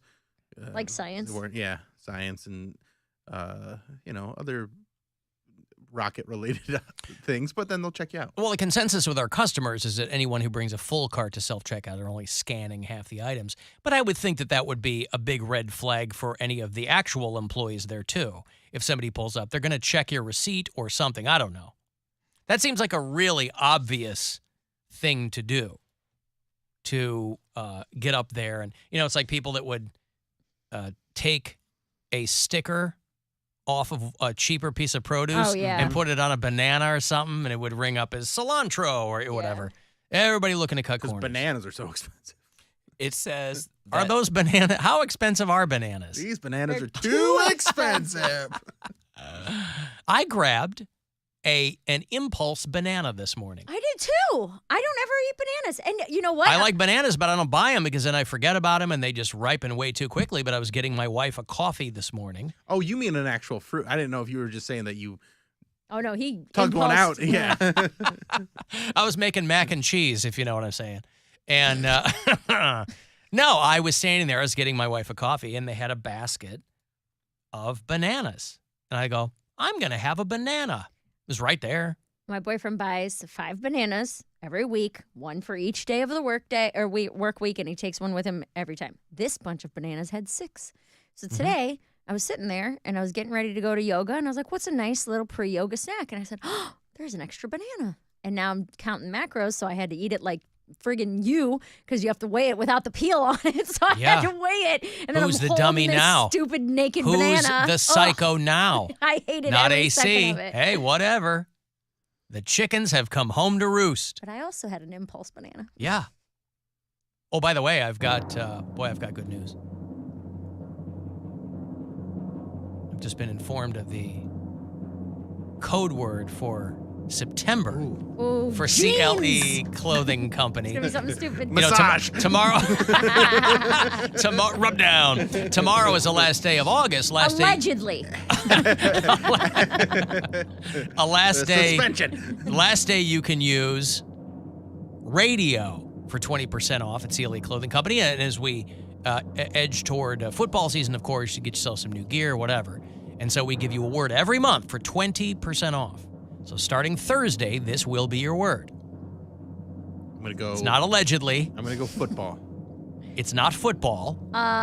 Is it? You won't get this one. Yes, I will. And I don't understand. Maybe somebody can tell me when I tell you. Chili.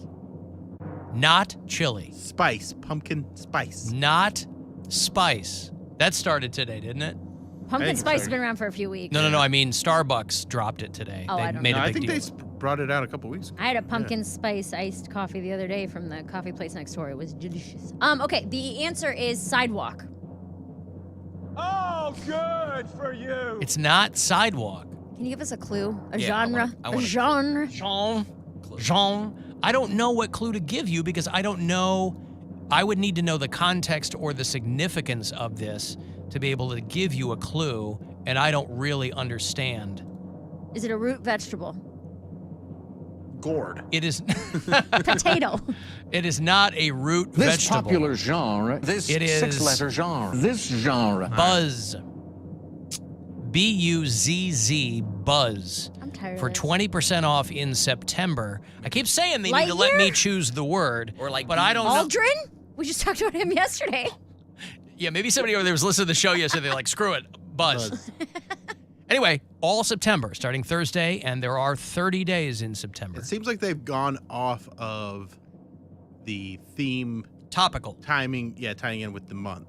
And just they're using random words. But maybe they're not, and I'm not getting the significance of it. Maybe somebody will tell me. Buzz, anyway, B-U-Z-Z, is the code word you're going to want to use all September for 20% off over at CLE Clothing Company. The Alan Cox Show. On 100.7 WMMS. Your afternoon drive is brought to you by the Ken Ganley Auto Group.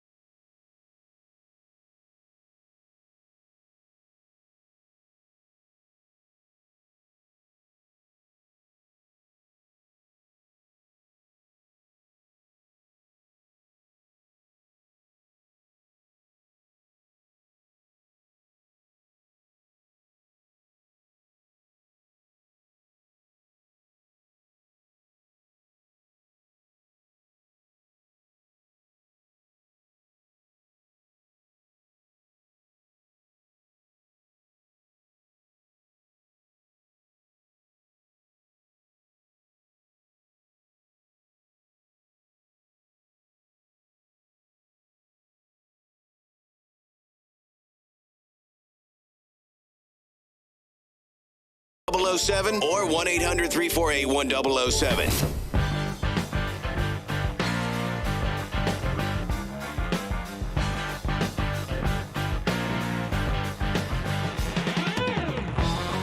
I get it.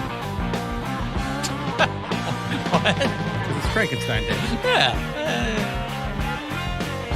I like this song.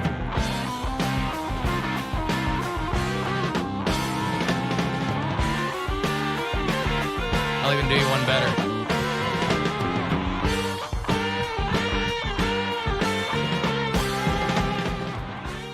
Now, that brain that you gave me, was it Hans Delbrooks?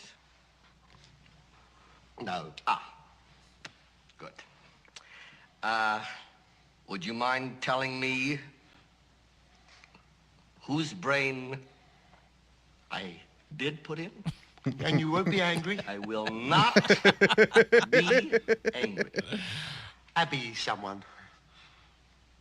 Abby someone. Abby who? Abby Normal. Abby Normal. I'm almost sure that was the name.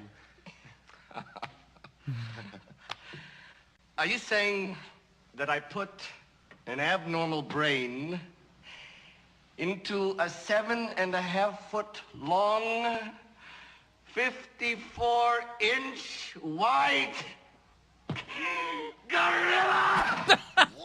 Is that what you're telling me? Oh my God. So fucking. Three God, words. I love that movie. Oh, Young Frankenstein is the best. So good. Pumpkin Spice Latte returns to Starbucks today. For people who are big into the PSL. I'm kind of surprised this is still a thing. I'm not surprised the flavor is still a thing because I think people genuinely like it. But I am surprised that it's still a thing. Like when they announce, today's PSL day. I really thought it came out a few weeks ago. I've never had pumpkin spice latte. Duncan has had it for a while. That Okay. might be what you're thinking. I thought I saw, maybe it was a video from last year that someone reposted of them trying it, because I thought Stefan Johnson posted a video of him trying a Starbucks one, but maybe Did he like it? Yeah, It's so good. he liked it. I mean, America runs on Duncan. I don't know what Starbucks I haven't does. seen America lately, but they ain't running. Nobody's running it anyway. They're not. Yeah, there's this coffee shop right next to us. It's like a small little place. They had a pumpkin marshmallow flavor. And I said, can you do that cold? And they said, we can. So that's what Yes, I we had. do that by a process of not heating it up. Please, I will take one of those. I need to get in there because they also do a lot of teas too, don't Yeah, they? yeah, it's real good. I need to get in there. Teas. When I come through the arcade there, sometimes Pop in. I forget that it's there. Yeah. You didn't bring your electric tea kettle for everyone to share in the office? I gave it to my daughter for her dorm room. But also, you don't even need that because they have the hot water. You can just pump some hot water right out of the Look at this. water pump. Look at us. I don't. What, in the kitchen you can? Yeah. Oh, I didn't even. And then they also have the coffee machine that also has A tea button. a tea button, but it's also like they have tea. What's it called? Like Keurig. Don't they have the Keurig back there? Yeah, like it's kind of like a Keurig, but it's like a not. Keurig for an office, but it takes pods. It takes those pods, so they have tea Which pods. seems very Yeah. wasteful. It's very, very wasteful, and it's hard to clean out, and that's why we have all the fruit flies they figured out. Oh, is that why? Yeah, on Friday, Poundcake and I went to Barrio after the show with some other people, and Jake from News, State Farm. no, from WTAM, figured out that there was a bunch of pods in there, and they had been sitting there for a while, and it had gotten gross, and that's where the fruit flies were coming That's from. why it's So, news radio. Mm-hmm. Okay, so somebody over at TAM figured out why, because he saw all of that was ground zero for the gnats and flies and stuff. Yeah. I thought I was, and I'm sure she appreciated it because she did tell me she wanted it. I thought I was killing it by giving my daughter the electric kettle, except that her grandparents, my ex-in-laws, got her a Keurig for her room. Man, if you have accommodating grandparents, nothing is beyond your reach. I swear to God. When I think about what I moved into my dorm room with, holy Christ. Clothes, a couple of pillows. Now it's like, oh my God. And I'm guilty of this too with my kids. getting things, make sure they got everything set and whatever. But the things that kids in college now have available to them is pretty wild. Yeah, my grandparents never did anything like that for us. And it's just because they have 400 grandkids. Right. I have so many cousins that if they did that, they would have been spread way too thin. Yeah. So, My grandparents are dead, like my dad. Well, I've got one left. I've got one left. I have no grandparents. Same. Yeah, me and Alan. My they don't have grandparents are all anybody. dead too. We just like got my a, dad. We just got a mom. Ugh. That's it. Now, well, I was texting my mom today because today was my grandmother's birthday. My grandmother would have been 109 years old today. She died just shy of 103. But that seems a long time ago, too. Very strange. So I always check in with my mom, make sure she's, on these big days, make sure that she's doing okay. And I guess my brother has cleaned out the garage at my parents' house. What did you find? Anything cool? Well, it's like 99% my dad's stuff. The garage was basically like my dad's shop. His man cave. Not even that. Just it was all tools and equipment and stuff. And when I was home for his funeral in June, I said to my mom, I said, all I want is his Army canteen. And that was what I took because I knew they were going to clean it out. And so I was texting my brother and I said, how was that? Because my middle brother did it. And he's like, well, it was multiple dumpsters worth of stuff. But we were all worried that my mom was going to think that it was like my dad being erased. Yeah. But she doesn't seem to be taking it like that. I think, as the days go on, obviously, my mom's doing her own thing. But I'm interested to see what that garage looks like. You got a new dad yet or no? Shut up, Bill. So, yes. I just was wondering if she was dating yet. No, she's not dating yet. Woman's 74 years old. She's not going to be dating. This is your new stepfather. Helen, this is your father speaking from the Alexa. She might date. She might. You got to prepare yourself Listen, for that. Is there a dating app for elderly people? It's called Our Time. Yes, it's called Facebook. No, I thought Our Time was the magazine, but I think you're right. No, it's the Our dating Time. app. I But do- that's over 50. It's over 50. It's not elderly. It's like my age. Our Time. I am an Our Timer. You're an Our-Timer. Oh, God. AAR Time. Yeah. I don't know. I would be flabbergasted if my mother, who's she going to date? The neighbor. Is there a Somebody neighbor? else, yeah. No. Old people usually She's a shack up with the sweet lady. neighbor. No, she's very sweet, but it's like, And no. All of her, I can see her hooking up with a younger man. what, 65? No, I'm thinking like Robbing the cradle? probably like a 25-year-old, some guy that's into that. A 25-year-old who wants to have sex with a 74-year-old woman. They're out there, my man. dad's They're out there. Look my, at my TikTok. dad is the only person she's ever been with. Yo, what if For now. What if your mom is who takes Cody's girl virginity? Shut up, Mary. Jesus. Hi, Mom. It's Alan. Listen, I've got a proposition for you. I know it's been a while. It's been a while. Just saying. Uh-huh. It'd be a great bet for the show. How would you like to kill two birds with one stone? You've never been with a black man and you've never been with a gay man. You don't know she's never. She was banging in the 70s. If she was She only with wasn't. Alan's dad. She was only with my dad. My dad got around before he met my mom. I do know that. He's a good-looking dude. He's in the military. No, I know that he was that guy. Southern, right? Got that Southern charm. Oh my God, he came up. He up among the Yankees. Holy cow, he was probably neck deep in hoo-has.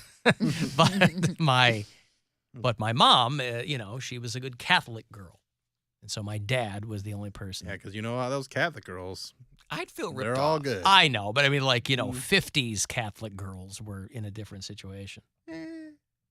Okay, my mom was. That's what you What, told Cody? you.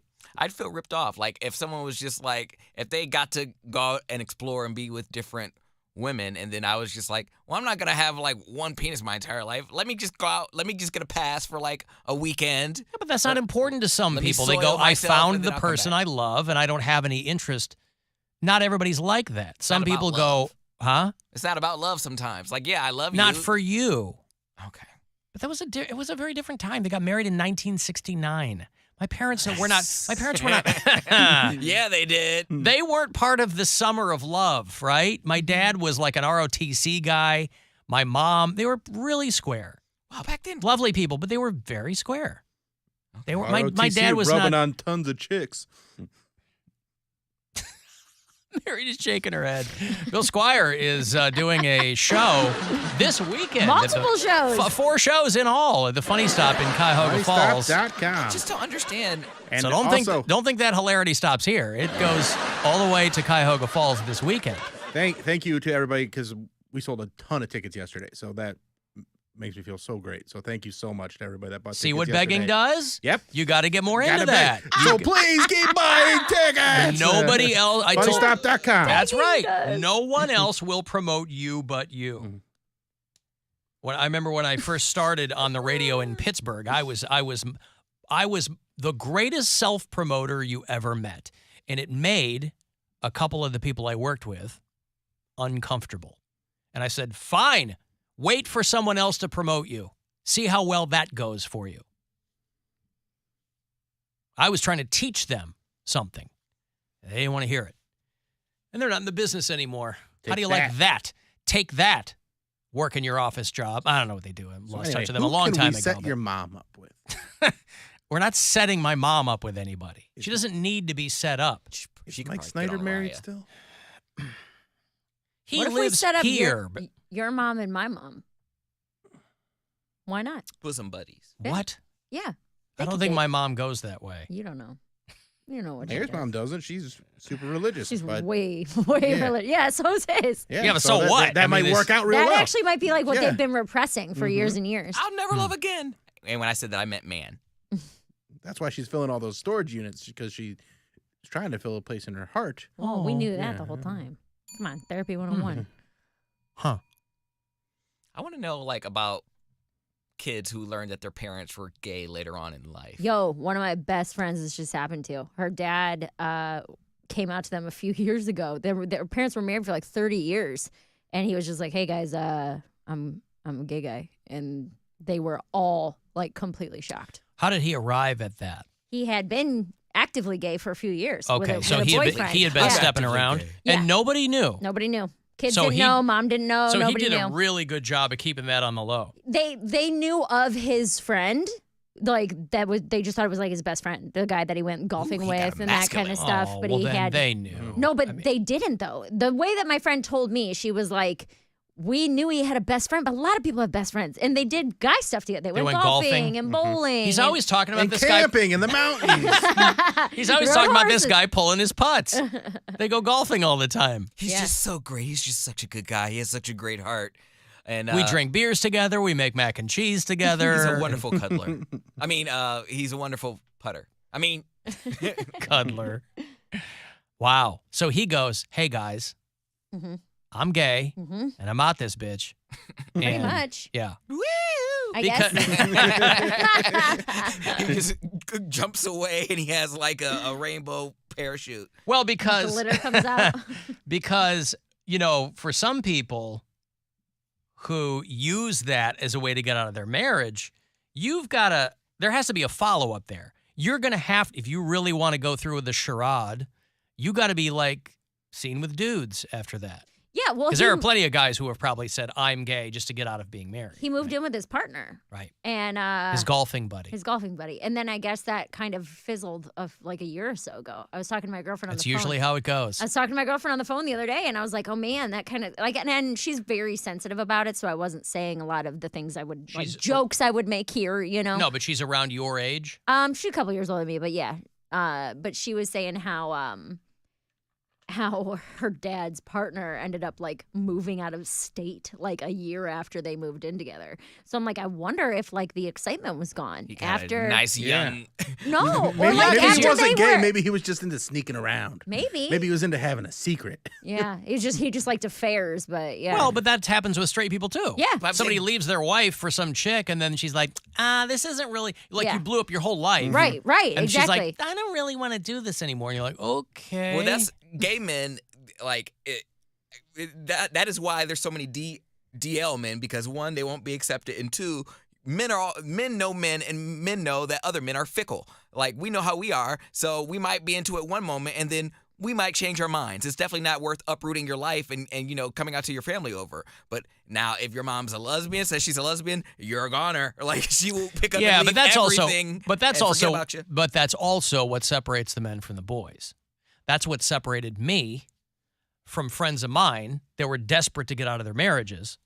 But we're like, I'm just going to do all this other stuff. It's not different. Cheating is somewhat, it's wrong, but it's somewhat normal. People can relate to that. I'm not talking about that. I'm saying whether you are gay or straight and you're not happy in your marriage anymore, you got to get out. But coming from a gay man, a lot of men would rather have a cheating affair. They'd rather be caught, with a female prostitute, by their wife than have their wife and kids know that they were gay. No, I understand. I'm just saying. They have a front. But what I'm saying is, that's still more.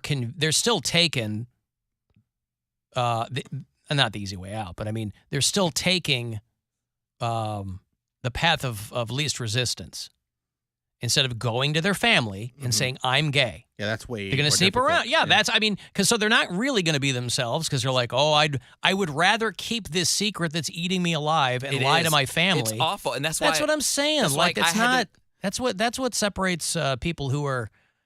Just pussies from who are hardcore and it'd be like, boy, this is going to suck. It's going to be the worst thing I ever do, but I'll be honest with myself and my family. I know a man who is... I can stop sneaking around. I know a man who is married and he has a mistress, but his mistress is not really a... He has a mister. Well, he has a mistress, but the mistress is friends with his actual guy that he's cheating with. So she's a decoy.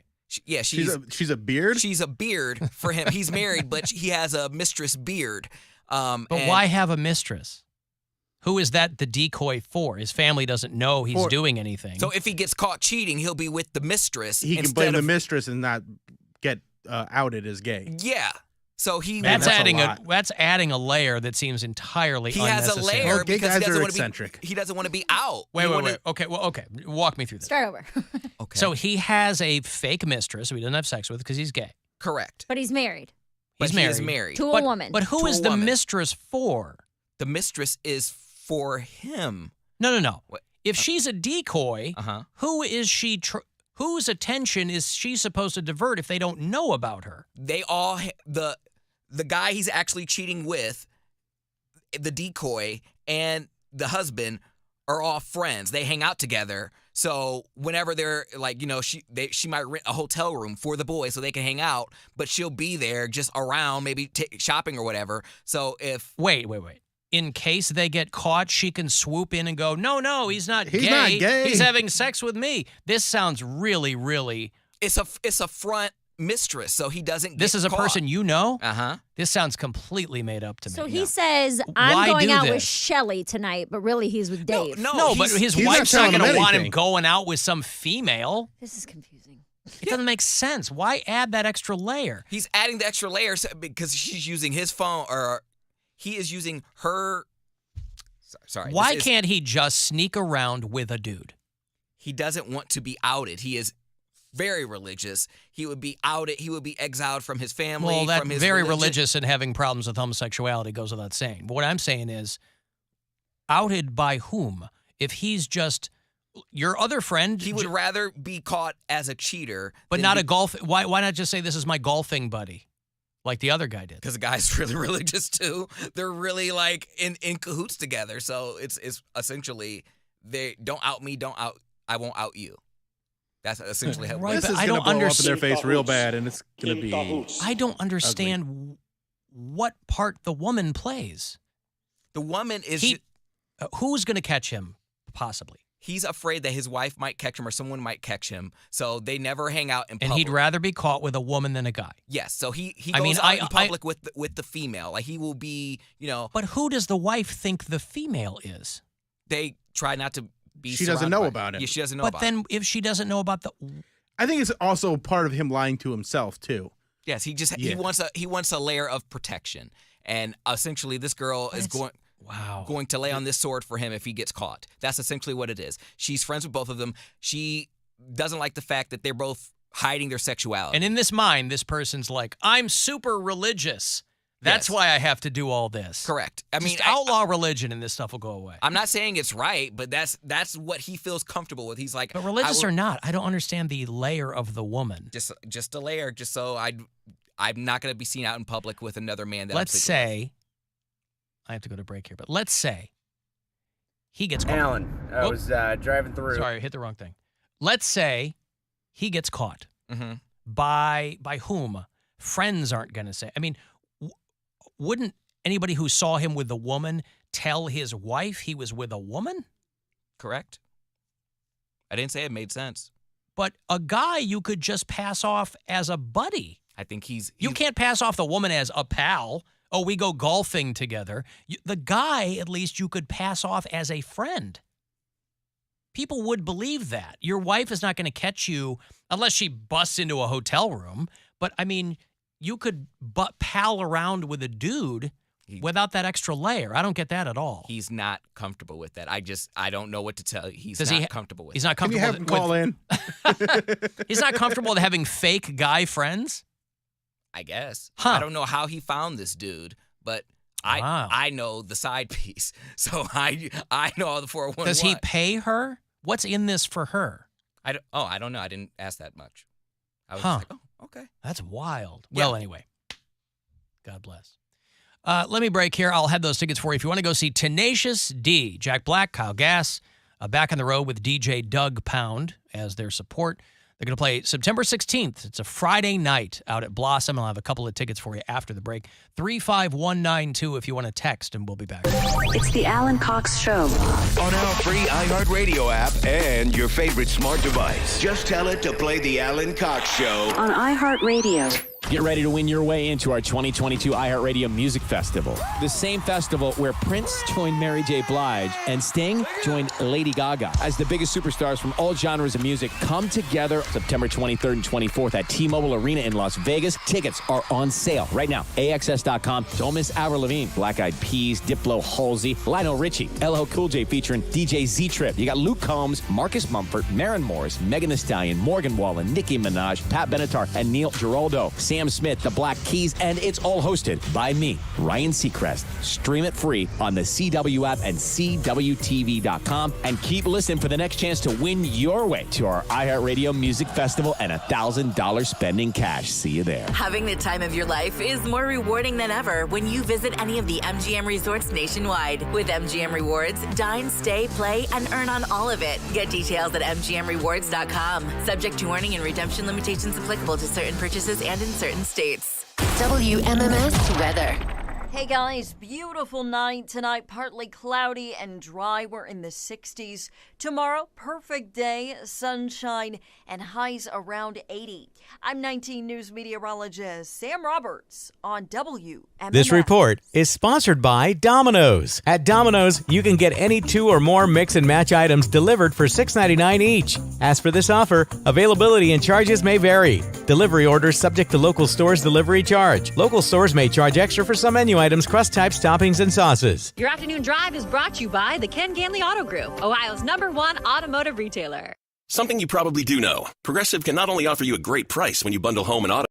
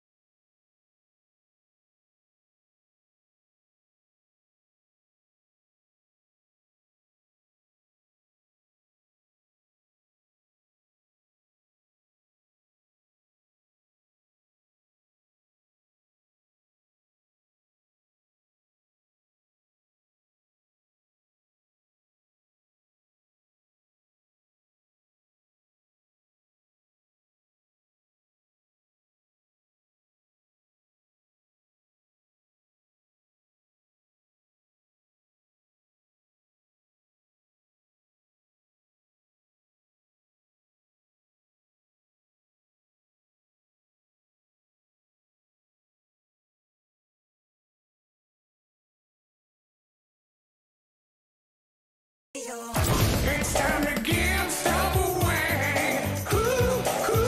Time to give stuff away.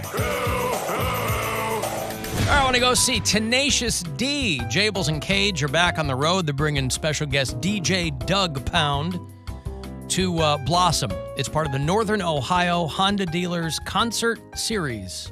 A couple of Fridays away, the 16th at Blossom. LiveNation.com is going to have all the details you need. The D Live. Mary will be there, front row. Be a lot of fun.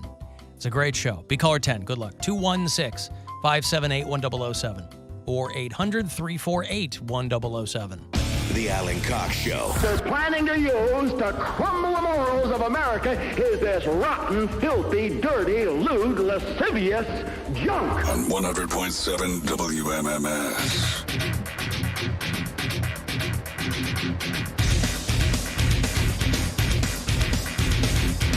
Another trip to Vegas for you in about 40 minutes. 5 o'clock is going to be that next keyword for you and a pal to head out there for the 2022 iHeartRadio Music Festival. You know, this is about the time, and you're kind of the 11th hour because it's only a few weeks away. This is about the time where they start announcing some additions to the lineup. So I would keep my ears peeled for that because that's usually what happens about this time of year. But 5 o'clock is going to be the last keyword for you to win one of those trips. You can win with Rover. In the 9 o'clock hour, I think Stansbury's got a trip for you around 1 o'clock, and then win here around 5. And you'll still get those keywords from me Thursday and Friday. It'll be some of shows. I'll be out, but you'll still get those keywords at 5. So keep your ears peeled for those. We'll get some hot celebrity goss in a moment with Perez Bilton. Hey, Tom. Hello, sir. Sorry to keep you on hold for so long, Tom. What's going on? Well, I hate the show, first of all. Thank you, sir. Bill's wonderful, though. I love Bill. Bill's great. You know, he's doing a show this weekend. You know, I'd love to go, but I don't want to. Anyways. At least he's honest. Yeah, appreciate the honesty, At least Tom. He's honest. It's all you can ask for. No. So I've been, and the reason why I don't want to go is I've had a really, really, really bad week and a half. I just need you guys. I need the emotional support of my 3 favorite people that I listen to every day on the way home from work. I'm a school teacher. I work a hard job. I have a room with kids with severe disabilities, and that's not easy, but I love them dearly. And my wife's a school teacher as well, so we're not rolling in the money. Came home last week, walked in the house, 80 degrees inside my house. Get my air conditioner guy over here. Air conditioner's bad, $2,500 to replace it. Mm-hmm. All right, well, that you know. sucks. That sucks. It's 15 years old, and you know that happens. It happens. Well, the next day, my dog, that is a rescue little pug, he starts like acting weird. And long story short, he had what are called urethra stones. Urethra what? Stones. Stones, right, like kidney stones in a person. Yeah. Right, but they lodge in a male dog's urethra, and it can kill them. Hence the name. And yeah. Right. So there's the way they clear them is they push them back through the tip into the kidney, and then they do surgery. Yeah. Okay, so that was $4,000. Yeah. Jeez, dude, you're having a real couple of weeks. Bad day, yeah. Oh no, it gets worse. That's not even the worst part. Here, so my dog, if that wouldn't have worked, they would have had to add a male vagina behind his what's left of his sack. Yeah, I'm sorry. Yes. Seriously. Canine hoo-ha's. My best friend had a dog with one, and the penis is no longer functioning. Sure. It just all comes out the flap. Anyways.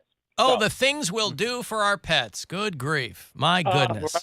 Right. Tom's out there trying to decide between functioning air conditioning and his dog's fake vagina. Now, Tom, if you if I were to comp your tickets and even take care of your food and drinks, would you be able to come then? I would love that. Let me talk to my wife. I would. He's I got to think- I babysit really a do- dog's fake vagina, Bill. What are you talking about? Tom, I can't do that, but if I could, no, no, hit me. Tom, Tom, send me an email, bill@alancoxshow.com, and if you can, if your wife wants to go, I'll take care of you this weekend. All right? Wonderful. Will you make fun of me from the stage? I might. I don't know. I got a lot of stuff that I've written, but I don't plan on making fun of you. It's good to be I'm- Bill Squire. I'm hilarious looking, so you know. Oh, runs in my fan base. To say good luck picking Tom out of the crowd. Right. So anyway, so here's the reason I called. So yesterday, if it couldn't get any worse, if my week couldn't get any worse, I had some banking to do, and I needed a notary to come to the house to complete the banking, which is for general practice these days. Did all the paperwork online. Supposed to be a 15, 20 minutes max, out the door, done. Shows up at 5 o'clock, walks through the door, says, mind if I use your bathroom? Of course, sir, go ahead. 20 minutes later. Oh, no. He walked out. Oh, no. The irony, he had urethral stones that he had to pass. No. I wish it was. Yeah. Oh, I wish it was. Because we went out and did closing, and we started talking. And I'm a diabetic, and I wear a continuous glucose monitor, which is like a little plastic thing on my arm. And he asked about it. And I told him, and he said, oh, I'm diabetic too. I just changed medications because, and mind you, I'm sitting there with my wife. He says, I just changed medications because it made me swell up. My arms, my legs, even the tip of my penis swelled up huge, but that's okay because it hasn't happened in a while. Right? Okay. I'm still with you. Yeah. Sure. This guy's full of too much information after he uses your restroom. Oh, he's full of too much something else, too, because 10 minutes Oh, later. no. Yeah. Oh, yeah. You know where this is going. Yeah. 10 minutes later, can I use your bathroom again? Sure, go ahead. Comes back out 10 minutes later, another 10 minutes in the bathroom. So now we're at about 55 minutes for this whole trip in my kitchen. Comes back out. We finish up the paperwork. Thank you very much, Mr. and Mrs. So-and-so. Have a nice day. I'll see you later. He walks out the door. My wife goes to change for a meeting. I walk past the bathroom, and the door's shut. I'm like, well, that's weird. And I opened it up, and my entire bathroom, floors, walls, toilet, sink, toilet paper roll, all covered in his crap. Oh my God. How does that happen? What keeps somebody from just from sitting on the toilet? What? Everywhere. Side of the toilet, on the walls. My wife's favorite hand towels that used to be orange were now orange and black and balled up on top of my toilet. I mean, how does a person do that and then go, okay, see you later? Like, I know. But you know who this person is. Like you could contact this person. Oh, we have contact. I sent him a text immediately and said, you need to get somebody to come clean my house right now. And he did. He sent over he sent over a young man who was heavily tattooed and looked like he had some street knowledge. And send over like a crime scene cleanup crew or something. That's what my daughter said. Yeah. And he came in and he opened the door and he said, "Oh my God." I heard he said, "Oh my God," at least 15, 20 times, and people were calling him, and he was like, "No, I can't. You'll never believe this. No. It's so great. I can't even talk. I gotta go. I just don't know how a human being goes into another person's bathroom, does that. I mean, forget the antisocial aspect of it. Just nonchalantly closes the door, walks out. Hey, thanks. But how these people. There's a great GIF online of how people use public restrooms, and the guy's on his hands with his feet on the wall, and he's like peeing in the front, pooping in the back. Like, I don't understand It would have been cleaner if he did that. Yeah, I don't get it. So, so they cleaned up your bathroom. Somewhat. Well, I'm going to have it professionally steam cleaned. I was wondering if you guys would suggest steam cleaning or flamethrower for the cleanup. I mean, you don't want to torch your bathroom. I mean, you've got to, especially with the air conditioning broken, putting all that hot fire in your house, you're not going to be able to cool off. No. So I had them throw everything out from the waist down, including the toilet seat, the toilet paper holder, the magazine rack, all covered in feces. All of it. And how do you propose to follow up with the perpetrator? Oh, well, like I said, I sent him an email and or a text, and he missed the deadline. So I did contact the authorities. That was a fun conversation. Sure. And once you know, that's not a crime. I said, what do you mean it's not a crime? Well, you have to have intent for vandalism. I said he crapped all over my house. Oh yeah, I mean, I wouldn't have thought it was a crime, but I was curious if you could get some kind of remuneration for it, or I don't know. Yeah, it's a hot mess. Maybe he was maybe he was bending down to sit and then he sneezed. Somebody suggested it was on both. It was on more than one wall. Right. Well, yeah. Tom, this has been a real roller coaster ride of emotion here. I know. I just love your show, and I thank get you, excited Tom. I feel for your. I hope that the dog is fine. I hope you get the dog to be. Is lovely. Okay. I hope that you get to be comfortable in your home again, and if you do end up torching the bathroom, just be safe. I will. And Bill, thank you very much. I hope you get to make fun of me this weekend. Yeah, I hope you can make it out, man. And I'd love to see you. Thank you. All right. Take it easy. There's Tom down in Canton. What a mess. Who? Literally. A mess, but also the beneficiary of some of Bill Squire's benevolence. You know, we talk a lot in this show about our individual virtues and vices, our foibles. We don't talk enough about the benevolence of one William Scott Squire, who, here's a random caller. You know Tom from Canton, right? There's a guy, he's had a week. They got to make his dog a vagina. Hey, Barry Gable. Hey, what's up, pal? What's up, Barry? They make a dog a vagina. His AC crapped out, right? And he has a fecal disaster. Fecal disaster. Bill Squire swoops in on a chandelier and goes, I will comp you. I will roll out the brown carpet for you. Anyway, so, I mean, that story does, you may have heard stories like that before where somebody destroys a person's bathroom and then just walks out. I have a story about a person. Boy, I shouldn't tell this.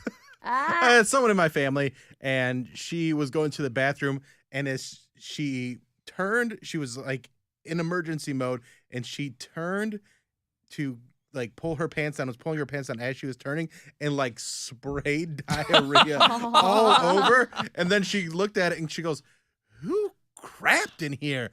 And she realized, oh, that's mine. Like currently. Yeah. She didn't realize that she didn't realize that it was percolating to the point where she would. I mean, she just had a spray. Yeah. Wow, a spray. She had a moment. That's wild. All right, speaking of hot stuff, how about some hot goss? I need a palate cleanser here, Mary, with some hot goss. Yeah, that's a good idea.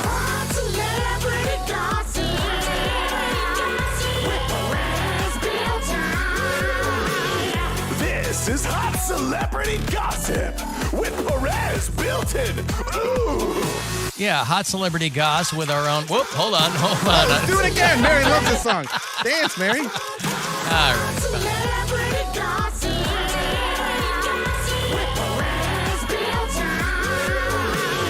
This is Hot Celebrity Gossip with Perez Built-in. Ooh. All right, we're still working out some kinks here in the studio. All right, on we go. Hot goss, go ahead. What's up, my goss gobblers? There's always a gobbling going on. Some kind of gobbling. All right. Yes. Starting things off, Euphoria star Sydney Sweeney was celebrating her mother's birthday this weekend and posted pictures and videos of the Hoedown themed party on social media that led to a wave of criticism branding her mother and family as right-wing MAGA leaning, which is crazy to think that Sweeney, who was raised in Idaho, may have conservative family members. It's nuts. And according to inside sources, water is wet. Of course she has MAGA-leaning family members. We all do. We all have MAGA We relatives. all have that. It's the craziest thing that people were like, I can't believe they're promoting. And it's just a party. Calm down, people. The internet's dumb. All right. Comedian Aries Spears is facing backlash after saying he can't get past Lizzo's appearance, and he said that she looks like the poop emoji. Lizzo's fans jumped to defend Lizzo's appearance by insulting Spears' appearance, which is great. They really understood the importance of this. And according to inside sources, Spears and Lizzo are actually both just Eddie Murphy characters, and he's skinny AF. So Inside sources. He does look good these days. He keeps it tight. All right, and finally, Britney Spears posted a 20-minute tell-all clip on YouTube on Sunday night. Spears goes on in depth about her conservatorship, and she says that there were a lot of lucrative offers to do a tell-all interview, but Spears said that's tacky, according to the woman that posts 30 hand bra pics a day. Inside sources. According to inside sources, the clip has been Inside sources. I guess I jumped the gun. I'm sorry. The clip has been made private on YouTube, which is a shame because it's the most listenable recording Spears has ever released. Because I don't like her music. Got it. According to inside sources. Yeah. She's offering a lot of money, and she's like, no, that's tacky. Yeah. And, I mean, if you've been following her on Instagram, she's a classy lady. I think so. Did she delete her Instagram? I don't know. Maybe. Is that all of it? That's all, yeah. Hey, there you go. Story.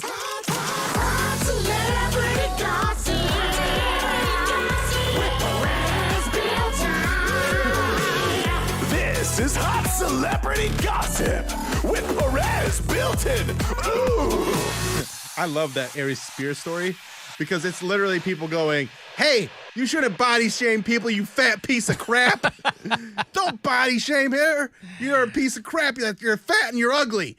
I That's didn't know- all the all the criticism All the against retorts him. against Yeah, him and it's that he was fat. Just exactly what he was doing. I didn't see what he said. I just saw that she was trending with Aries Spears. He got interviewed and someone's like, you gotta love Lizzo's music though. And he's like, I can't get past the way she looks. Like she looks like and he says S word for poop emoji. And then he goes on to say, like, if these people really loved her, they wouldn't say, hey, we're empowered by the way you look.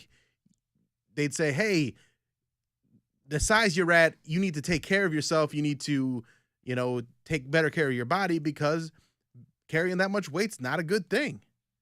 And that's what he was saying. Yeah, there's there's factions breaking out in the body positivity movement now. You've got people who are kind of, there's fat acceptance, and then there's fat promotion. And those are two very different things. The people who say that, healthy at any weight, which is not true. No. But there is a line there that's kind of breaking out even within that movement. I wasn't sure if you were going to mention Chris Rock. I saw that story, and we can still talk about it. Maybe when we come back, because we got to go to break here in a minute. But yeah, I didn't have much to say about it. I mean, Chris Rock did a show in Phoenix the other night, and he hadn't been talking about the Will Smith thing, but he did a Will Smith joke. And he's like, the slap hurt because Chris Rock's bigger than me. But the story was that the Oscars offered him to host in 2023, I guess maybe as a mea culpa, or I don't know what. And he said, no, thank you. And the joke he made was that that's like asking Nicole Simpson to go back to the restaurant. And everybody started flipping out about how Chris Rock's making fun of women and domestic abuse. I'm like, Chris Rock didn't kill Nicole Simpson. Why is he on the hook for that comment. OJ killed his wife, not Chris Rock. My criticism is that it is a very dated reference. That's my only criticism. Like, I think you could have found like a newer reference, but I don't have any problem with him making it. Right. I don't know what a contemporary celebrity murder reference would be. I don't think he has to make a celebrity murder reference. I think he can just say somebody that wouldn't want to go back to something where they were mistreated. Yeah. So like obviously the Twitter people came out and were like, I think I understand now where Will Smith was coming from. Like, really? You're retroactively now you're on Will Smith's side because of this joke you like or didn't like, whatever? Meanwhile, people love watching the show and the documentaries about the Nicole Simpson murder, but you can't joke about it. You can dramatize it and make it into a profitable story to tell, but no joke. But also, all audiences have wanted to hear at Chris Rock shows is him address it. Mm-hmm. And then he does in his way, in his own inimitable fashion. And they go, well, not like that. That's not what I asked for. That's not what I wanted. Give me my Yonder bag back. I got a break. If you want to text for something, 35192. You can leave messages and listen wherever you are on the iHeartRadio app. The Alan Cox Show on 100.7 WMMS. Buzzard Radio. The Buzzard. Is Rover. Where is their bread buttered? Right here. This show. Rock.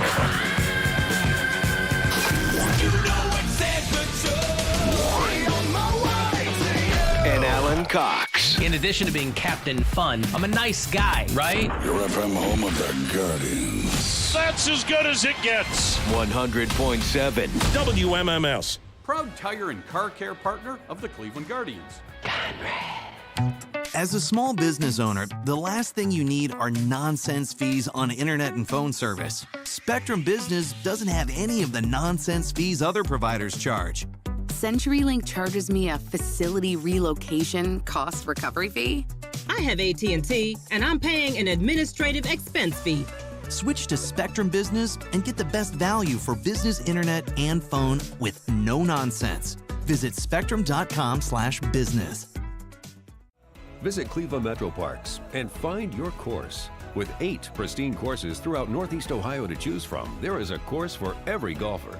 Book your tee time at clevelandmetroparks.com/golf. Cleveland Metro Parks. Find your course. Our largest inventory since 2020. They're here right now, and more are on the way at the all-new Mazda of Kent. Mazda of Kent. Mazda CX-5 crossover SUVs. Mazda CX-30 CUVs. Even 2023 Mazda CX-50 crossover SUVs, and more. The entire Mazda lineup at the all-new Mazda of Kent. Come experience our new retail Evolution dealership, created with solely the customer in mind. We provide a premium experience that customers expect and deserve at Mazda of Kent. U.S. News and World Report awarded Mazda Best Car Brand. Plus, Mazda has more IIHS Top Safety Pick models than any other manufacturer. Our largest inventory since 2020. They're here right now, and more are on the way. The entire Mazda lineup at the all-new Mazda of Kent. Mazda Kent.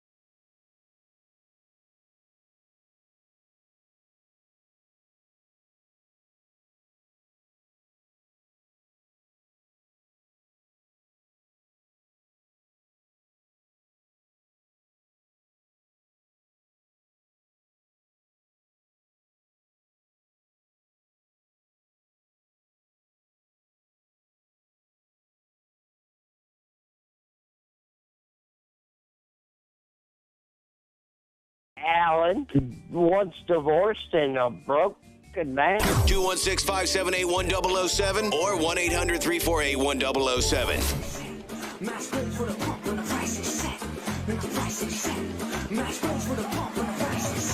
Now testify, boy.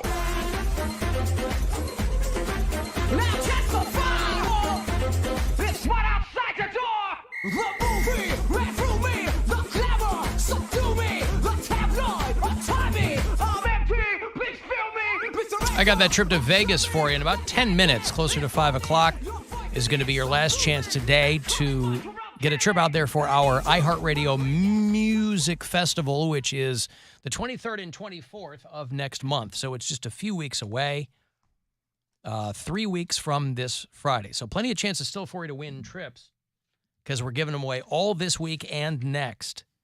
So next Friday, the 9th at 5 o'clock will be your very last chance to win. But you got 3 a day until then. So the next keyword is coming your way in a few minutes.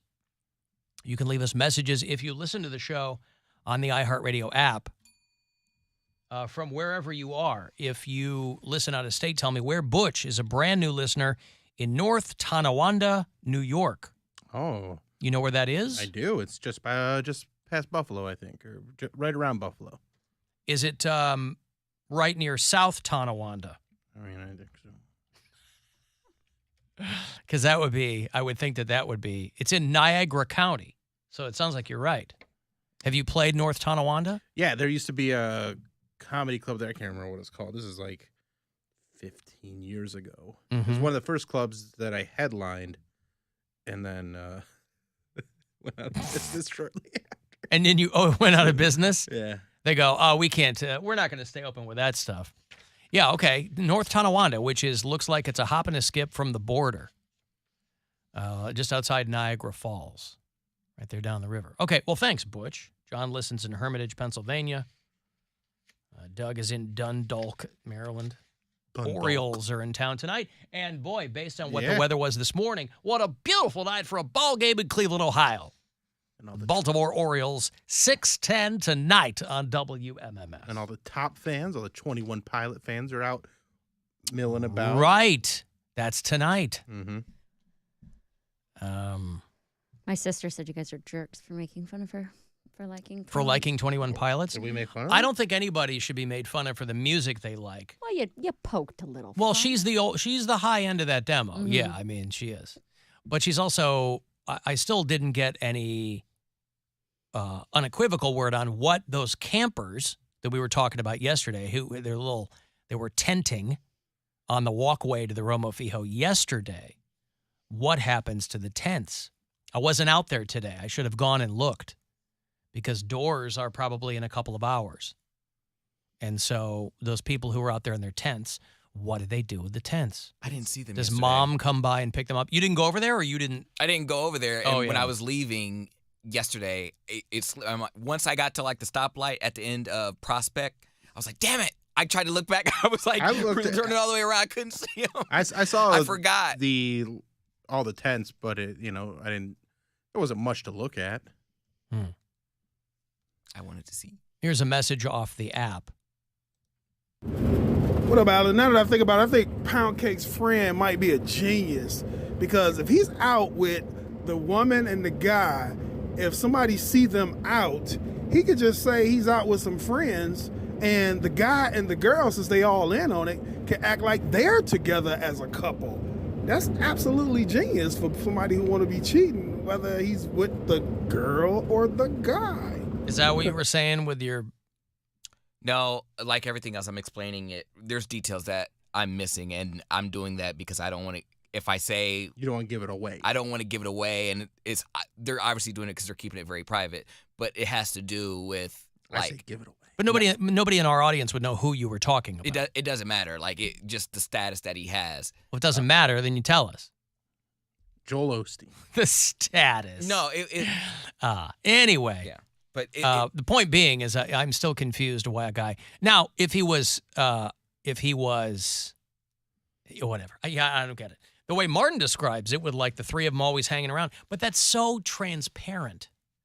I think the reason why the two guys can't hang out together, yes, obviously you could say, oh, that's your man friend, but I think something happened between the two guys to where it would be everyone would know if those two were together. I think something happened beforehand. There's a lot of backstory behind it. So they already got caught, and now they're playing with fire. Probably. They can't stay away from each other. The girl is essentially falling on the sword like, hey, I'll be the decoy. If you're out with me, you're not going to get caught, but if you do, I'm going to be the one buying the hotel rooms. It's on my credit card. You don't have to worry about it. I'll get a phone. What's in She's not the only one falling on the sword, by the way. Yeah. What is in this for her? I don't know. She might. I hope he's paying her like a managerial fee. I think she might be having something. I don't know how she came in the loop. I think she's just friends with him. I think she's being paid in cocaine. Probably. They that probably makes the get most together sense. and party. I'm sure they probably get together and party. Yeah, what do you think? It stops at illicit gay sex? No. She's bringing poppers. That's what he's paying her. I think the end Yes. Those inflame the throat, Mary. That's what you want. And therefore makes it hotter, right? Dilates. That's why I gotta get the cream cheese ones, not the cheddar ones. Duh. You don't want that hot cheese going down your throat? Yeah, I think this just might be what she does. Like she might be a professional beard. This is what she does. It might be. She's an ambassador for hidden gay sex. Well, that's so nice of her. She's listen, she's probably carved out a little niche for herself there too. Maybe. If she's if you're in the market for something, I can be a diversionary tactic. I'll literally be your decoy.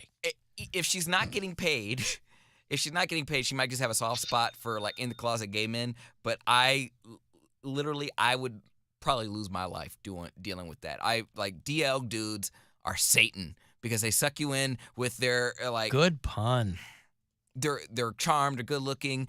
Oh, they're so depressed, and you're the only thing. You're all I got. You're all that makes me happy. Are they in junior high? This sounds like Taylor Swift's freshman year diary. But what are you talking about? DL dudes are literally like, I can never be myself truly unless I'm with you because I can't tell my wife my true self because blah blah blah. There's layers to this. These poor people. Their family wouldn't accept them. Let Jesus tie them all up in knots. Their church wouldn't accept them. All up in knots. You don't find any DL gay atheists. And then once you're in.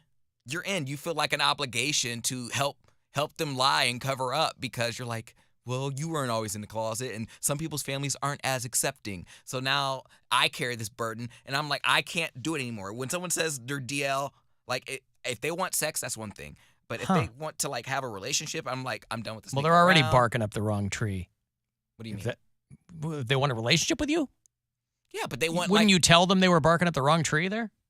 I would now. You don't need all that hassle. I will now, but back in when I was like, ooh, this feels so good. 22 to 26, when I was on my mom's health insurance. That's how I remember it. Because I was like, any medical appointments I would have, I would be.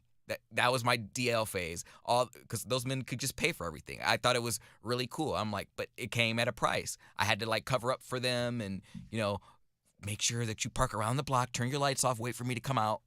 And I'm like, all right. Just and then when they get there or when they leave, they're like, make sure no one look through the window, or not look through the windows, but look at the house, make sure no one's in the windows, make sure no one notices you. I'm like, this is so much hassle.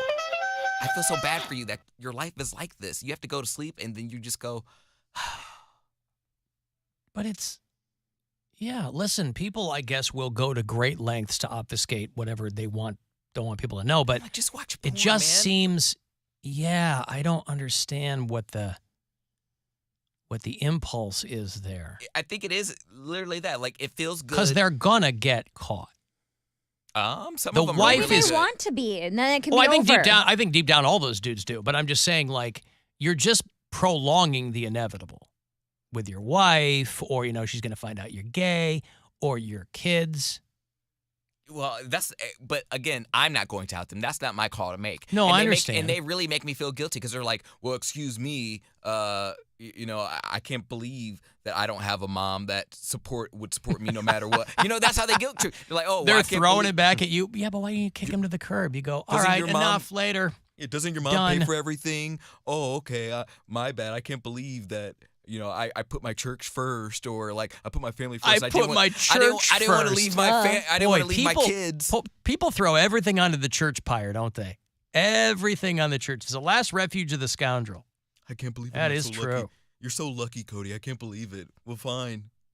That's okay. Just leave me. And I'm like, ugh. And I'm like, I'm gonna read. Great, I will. I will take your advice, and I'm out of here. Let me give you a trip to Vegas. Speaking of getting out of here, we're going to put you in Nevada. While they've still got some water, you'll have a good time. It's the T-Mobile Arena next month, a few weeks away. Our iHeartRadio Music Festival. You and a friend, we pay for all of it. Give you $1,000 to boot. So listen up. Hey, it's Rover. Time for your shot at $1,000 and a VIP trip to Vegas for our iHeartRadio Music Festival. Text the nationwide keyword Vegas to 200-200. You'll get a text confirming entry plus iHeartRadio info, standard data, and message rates apply in this nationwide contest. That's Vegas to 200-200. And good luck from Buzzard Radio. Alan, I was driving through Cleveland, and just out of curiosity, searched Romo Fijo, and to a bit of surprise, Rocket Mortgage Fieldhouse pops right up. So I just thought you might get a little kick out of that. I wonder if the algorithm with Google got hip to the fact that people were searching Romo Fijo. Probably. Yeah, because I do like that, because it's pretty much a geotag now. If you put in Romo Fijo, it will come up. Poundcake is totally right. It's chaos with DL dudes. Ooh, there it is. The sex is amazing, but they can get connected so fast because they finally feel safe with someone. And you feel obligated because you're like, I get afraid. Obligated? Yes, because I'm afraid if I leave this dude, he's going to, off himself, and I'll feel guilty. That's literally what it feels like, because the sex is like the best sex you've ever had, but it's just so, they're always so repressed, and they're just like, I only get 2 Fs a year. It's literally like the Brokeback Mountain. But maybe they're having threesomes. They're not. How do you know? Because having sex like that, you're not going to have a threesome. Like these Why? guys. Because they're barely having sex with their wives. No, the girl and the 2 guys. The beard. Sexual threesome. You're talking about in this instance. Yeah. The sexual threesome. I don't know. I didn't get that deep. Huh. I don't think they are, though. I think that would tip off the wife. Good pun. Yeah, I don't know. I thought you were just talking about like DL guys in general. Now there are a number of people who are texting me who are calling bull shrimp on your story for one specific reason. They notice, multiple people, that you haven't uttered the letters NDA once in this entire story. You have shoehorned non-disclosure agreements into the most unlikely scenarios forever. But this one, where somebody could literally benefit from having 1 or 2 people sign NDAs, somehow doesn't even poke its head up. How Slipped his is mind. that? How is that? I don't know. Nor do I. So strange to me. I think he's paying her in illicit substances. I think she's operating as an intermediary, and then he, tosses her an 8-ball or something. That could be. Whatever they don't blow through. Jesus. So I can work longer. Why not? So I can earn more. So I can do more coke. I do coke. So I can work longer. So I can earn more. So I can do more coke. Alan, I did see somebody call Romo Fijo the morgue. What? And that's a good backup. No, it's not. You don't need a backup. The morgue. The Rocket Mortgage from mortgage? The morgue. The morgue. No, that's come on, man. It doesn't need improvement. Romo Fijo. Romo Fijo. See what I did there? I made a fart noise. Oh, that was you. Did you like that? I did like it. Yeah, farts your farts. Hey, I made a nice little discovery. Before last segment, I popped over into the podcast studio. Yeah. The former podcast studio? Yeah, whatever they're going to use it for. Yeah, the green room. Yeah, basically farted, closed the door quickly behind me. It all trapped in there.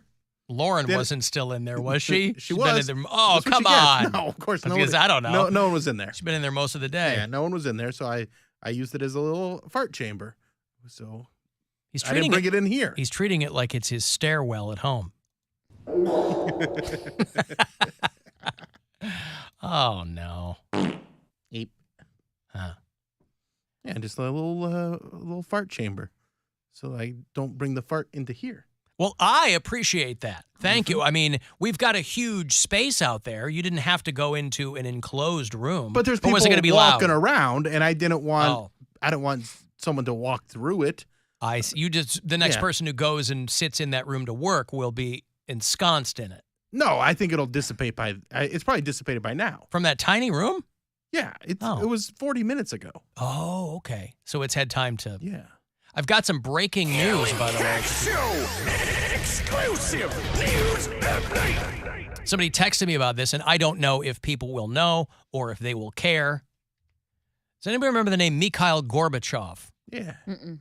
You don't know who? I mean, it sounds He's familiar. the guy with but- the dots and redness, right? polio? Yeah. Mikhail Gorbachev was the former Soviet president. He was the guy when the Iron Curtain fell, when the Soviet Union Oh, yeah, there you ended. go. Got it. on that wall. And he had this giant birthmark on his head that resembled like a red continent, you know. He is dead. He's 91 years old. He had a long illness. People of a certain age, you know, might remember the Soviet Union, you know. That's kind of what Putin is trying to bring back. He loves the good old days of the Soviet Union when people were waiting in long lines for things, you know. He really wants to bring back the Soviet Union, but there was a reason that it dissolved in the first place. And Mikhail Gorbachev was he's kind of the guy that they credit with economic reforms that helped to end the Cold War. And people might remember glasnost made its way into kind of the American vernacular, people who kept their ear to the ground on what was going on there. People around my age might remember this. This was very much in the 80s. And perestroika was a couple of Russian words people were able to throw around. And obviously, a lot has changed since then. You know, I don't know if he ever had any celebrities on his side. But, I thought this dude was dead like 20 years ago. I think a lot of people thought that.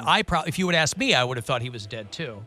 Vladimir Putin. Right. He didn't have a Steven Seagal on his side. Vladimir Putin.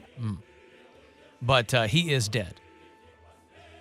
91 years old, dying after a long illness. Now, had the story been that he fell out of a window, that would have been much more in keeping with most of the news that you see coming out of Russia these days. Somebody says the wrong thing and they go, oh my God, he fell out of a window. It was purely by accident. The number of Russians who are being defenestrated, it just boggles the mind. But he has died of natural causes. Well, if you have a long illness, is it still natural causes or is that considered an unnatural cause? I mean, I think it's a natural cause. I think unnatural causes are things like suicide or being car crash, shot, things like that. Okay. I think if your body stops working, that's natural cause. Body stops working. I mean, your body stops working in all those scenarios. Like because you of just disease or whatever. I see. An outside source. And it's I mean, suicide's more natural than a car crash. I mean, they're kind of all in that, you know, what suicide at least. Suicide is expected. I mean, Is it? Well, if you're you don't plan to get in a car crash. You plan to kill yourself. Be suicide by car crash. Suicide by car crash. How did you do that? I lived my life a quarter mile at a time. And that's what happened. Probably happens was they were having car troubles, didn't know where to take it, and so they're like, "Oh, I'll just commit suicide by car crash." What they should have done is gone to Terry's North Coast Auto. Now They could have saved their car plug. and their life. Oh, come on. My car doesn't work. I guess I'll kill myself. I really hope that somebody does that as a television commercial over there at TNA. I hope that they, I don't know if you guys had them here. We had a bunch of them in Chicago. Just completely bonkers bananas local commercials for like auto wreckers. We had Victory Auto Wreckers, where a guy would walk up to his car and the door would come completely off and he'd throw his hands up in the air as though one day the door just comes off. Norton's Furniture was our craziest commercial around here. You got Norton's Furniture, you got Tim Misney, you got... But the Misney spots were just him pointing and telling people they were going to pay, right? But they're memorable and they're weird. Norton Furniture was, I got hip to that pretty fast because that was still very much kind of in people's brains when I first came to Cleveland. Hey. Good news for people with credit problems. Hey, guaranteed. Listen, if anybody needs good news, it's people with credit problems. But, so anyway, Mikhail Gorbachev has died. Good news for people that wanted to kill themselves because their car doesn't work. Terry's North Coast Auto's here for you. Hey, come on in and get a couch. Mark Brown, was that guy's name? Yeah. Is he still alive? Yeah, I think so. Okay. Very nice guy, too. All right, good. I think I met him briefly many years ago. All right, let me take a break here. I will have a 4-pack of tickets for you to get to Cedar Point. Tuesday is the last day you can get the Gold Pass, by the way, for only $99. So that's unlimited visits. That's free parking, Cedar Point and Cedar Point Shores, for the rest of this season on all of next season. So if you want to get in on that, you do have through Tuesday, day after Labor Day. So you can go to cedarpoint.com if you want to look into that. Coming back, I'll have a 4-pack of tickets for you. If you want to text 35192 to do that, and we'll be back. It's the Alan Cox Show. On our free iHeartRadio app and your favorite smart device. Just tell it to play the Alan Cox Show. On iHeartRadio. From the Universal Windows Direct Weather Center, WMMS Weather. Hey guys, beautiful night tonight, partly cloudy and dry. We're in the 60s. Tomorrow, perfect day, sunshine, and highs around 80. I'm 19 News meteorologist Sam Roberts on WMMS. This report is sponsored by Staples Stores. Staples has everything you need for school at prices that won't hold you back. Right now, Staples comp books and number 2 pencils are just 50 cents, and 2-pocket paper folders are just 25 cents each. In-store only offer ends 9/3, limit 30. Don't send your kids back to school, send them forward at Staples. Bud Light Seltzer Sessions presents the Black Keys. Drop out.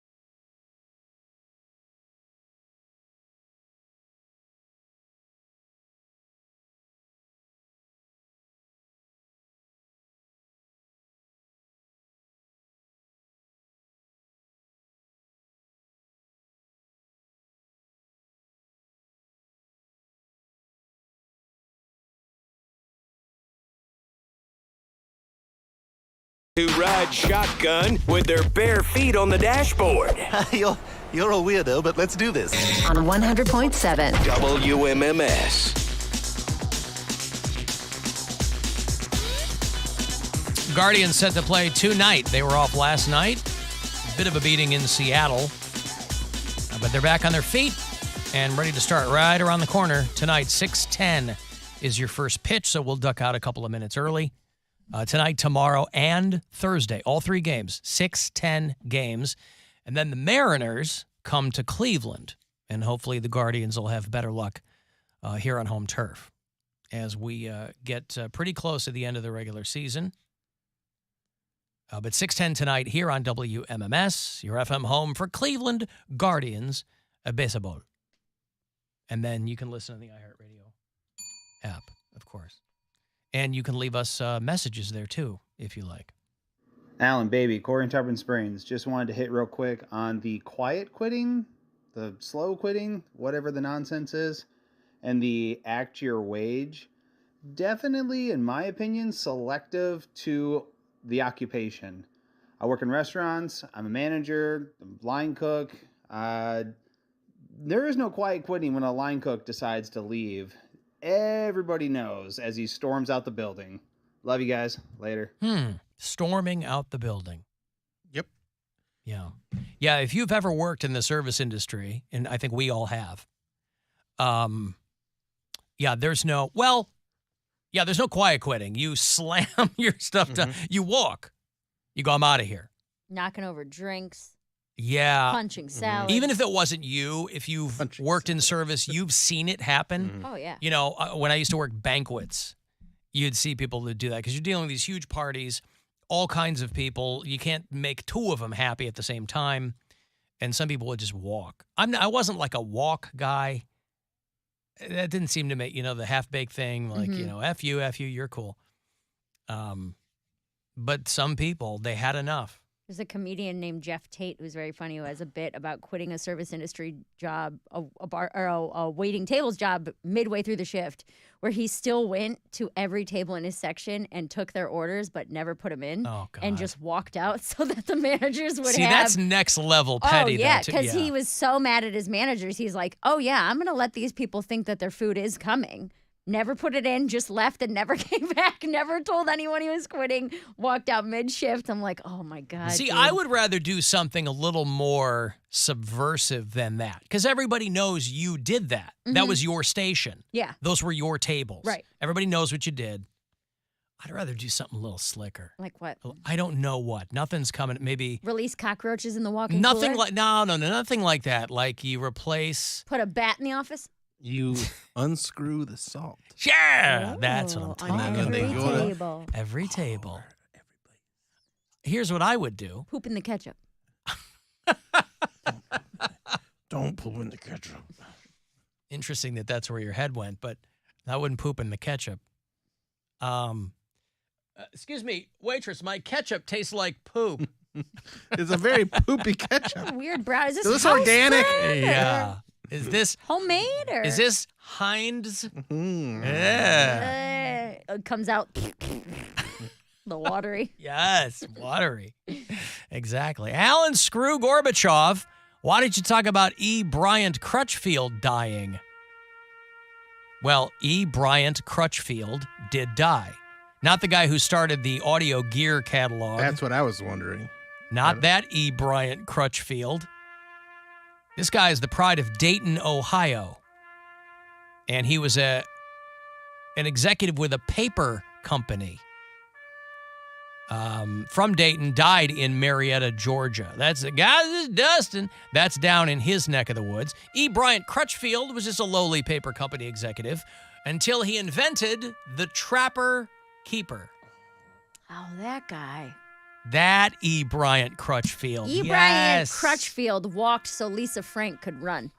Well, I keep seeing people refer to Lisa Frank. What is that? It's from like the 90s. It's the really colorful, big-headed, cartoony Trapper Keepers and folders and stuff. Oh, I don't know that. I know Paul Frank, the monkey cartoons or whatever. No, look up Lisa Frank. It's like little girls and some little boys had them in the 90s. They're just very colorful, very vibrant little kid. So mostly little girls. Mostly little girls, Okay, yes. that's why I You wouldn't had know them was the one- like middle school was Lisa Frank. Lisa Frank. And Getty's the baby pictures. Yes, I don't and know the what that vegetables. is. and- Yeah. Yeah. This doesn't look. And again, this is a '90s thing. So Your I was in kids weren't. college. Yeah, your kids Right. weren't old enough Anne yet. Craig? Lisa Frank. Lisa Frank. I saw somebody refer to Lisa Frank or make a Lisa Frank reference on Twitter, I think, and I was like, I don't know who that is. It's just like And I couldn't figure it out by context clues either. No, it's a very specific type of school Okay. folder, notebook, binder. I never knew that little these were girls like wanted. a thing. They were huge. I mean, not like. I mean, I remember seeing them. I didn't know it was a brand. Oh, like, and the thing was, if you could get the best type of Lisa Frank that you wanted to get was the one that the black part was fuzzy, almost like velvet, and then the colors you could color in yourself. So you could kind of color in the designs on your own. So you had this like fuzzy velvet Lisa Frank creation that you got to make. I was obsessive about my Trapper Keeper, Oh, as yeah. you might Oh, suspect. really? Were you? Guess who's had like ripped out folders You and had loose loose papers paper. Yeah. just jammed in it. Yeah. It was all. I bet you didn't even reinforce your loose leaf holes, did you? I didn't know you could do that. With The those only little thing- round stickers to reinforce your torn loose leaf holes. What I did that was kind of like that is that all my subjects were color coded. So I had a binder, a notebook, and a book cover. So math was always red, science was always yellow, English was always green, and history or social studies, whatever I had, that term was blue. I So remember we had to make book covers out of grocery bags. ours were like the stretchy ones. And then I would, Yeah, that's a right. different No, we had to generation. make ours, with grocery bags. Then I would cover them in Van Halen and Dokken logos. Ooh, yeah, rock on. Yeah, that was like you doodle on your books, and I was still very much a doodler. I would draw the S. Yeah, the Yeah. Superman S. No, Everybody not did the it. Superman S. Not the Superman, No, but the like graffiti face looking stick, S. yeah. like But the where did very- that come They're from? very pointy S. I don't know. Everybody just did it. My last name was Santora, Yeah. so I had and was yours just easy, Squire. yeah. I had a phase where the S in Santora was that S. I just came across an article the other day. They were like, the origin of that S that everybody used to draw, and nobody knows why. I was like, oh, I've seen that S. Where did that come from? I don't know the origin of it. I just knew it was fun to draw. I just thought it was an I original drew that in a piece lot of cubes. Cubes or yeah. like Oh, the yeah. pyramids, because it was Yeah. the same thing, cylinders, whenever we learned how to draw 3D figures. And then, yeah, that was about I went but through a everything- phase. You want to hear some? I definitely should have been in therapy things. I went through a phase where I would draw half of a girl's face, and she was all like a close up on a half a face with her hair swooped in her eye, and you could see her eye, but her eye was always crying, one single God. tear. So Well, that I was went also through- like prime emo phase. Yeah, right? it was. Like, I mean, this is like early 2000s, so Yeah. this is the peak of Dashboard Confessional and all those bands. But it was How like were you not? How were you not pregnant at 13? because I was super religious. So what? I didn't We've have already sex until I was, established like, that didn't have 16 anything or to do with 17. anything. So is the guy on the DL with Poundcake's cokehead friend. No, I was afraid of sex, but I was very sad and very broken. Children have been drawing the pointy S since the dawn of time. Where did it come from? Nobody can seem to figure it out. Some people thought it was a hair metal thing. Some people thought it was the original Stussy logo. Other don't people know thought what it it was a was. Superman thing. Yeah, Anyway. one bad kid in class taught you how to draw it. No, but the guy who invented the Trapper Keeper died, and that was a product that this guy was an executive of the Mead Corporation. He headed up their big office in Dayton, Ohio in the 70s. And I'm always fascinated by these origin stories because, like the guy who invented the Post-it note, right? It was the intellectual property of 3M. So maybe they cut these guys a check once they blew up, but otherwise these guys, their jobs were to come up with things, but it was the property of that company. Right. So it's not like this guy was a millionaire because of the Trapper Keeper. He's just a footnote. Mm-hmm. But He's just the guy that made it. His job was to figure out what the trends were going to be, and he said there's going to be more students per classroom in the coming years, and those students are going to be taking more classes, and they're going to have smaller lockers. That was in the 70s. And then he's like, it was the biggest thing they ever did. They've sold more than 75 million Trapper Keepers, and they still sell them online. That's the one thing I'm surprised never came, or at least I didn't see them come back around. Everything else comes back around. I didn't see Trapper Keepers doing that. I had, and I still have in my storage unit, my first binder of stand-up comedy, and I got a binder because I put like my first 3 notebooks and then any scribbling drunkenness on a napkin or a loose leaf piece of paper all shoved in. That thing is like probably at least 5 inches thick. You didn't use a moleskin? No. That was what I always used. Well, I did have 532. one. That thing was 5 inches thick. But yeah, I kept losing it because I was hammered, so people would just find like a binder full of scratchings and notebooks, and they're like, "Mary, you got to quit leaving this in public." Yeah. Hey, who's Manifesto? Whose is this? There's a book here full of half-baked premises. Who is this? They're clearly not worked out yet. Yeah, get yourself a little Lisa Frank binder. You'll feel good about yourself. Nah. Yeah. Kind of in that same lane of the Stussy thing. There's a show that was on in the 90s it was a Nicktoon. It was called Hey Arnold. Yeah. And I just found out the other day because of something that was going around on Instagram that it didn't take place in New York. I thought it was Chicago. I always thought it was Brooklyn, but then people think it was Chicago.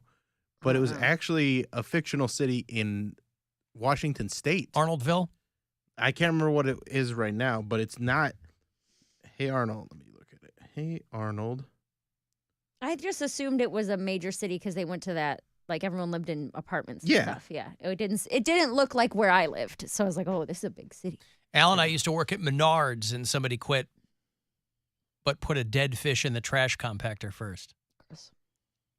Listen, I told the story about a band I played in and we didn't get paid. The venue screwed us, so we put a cod in their vent when we were tearing down. Dirty Work style? Wait, was that what Is that what I never saw that. You but never saw Dirty Work? That's one of those movies I really need to see. It's so funny. Great. Because my wife's always like quoting it, and I don't get what she's saying. It's a great movie. Gotta see Dirty Work. Well, These cars are fully loaded.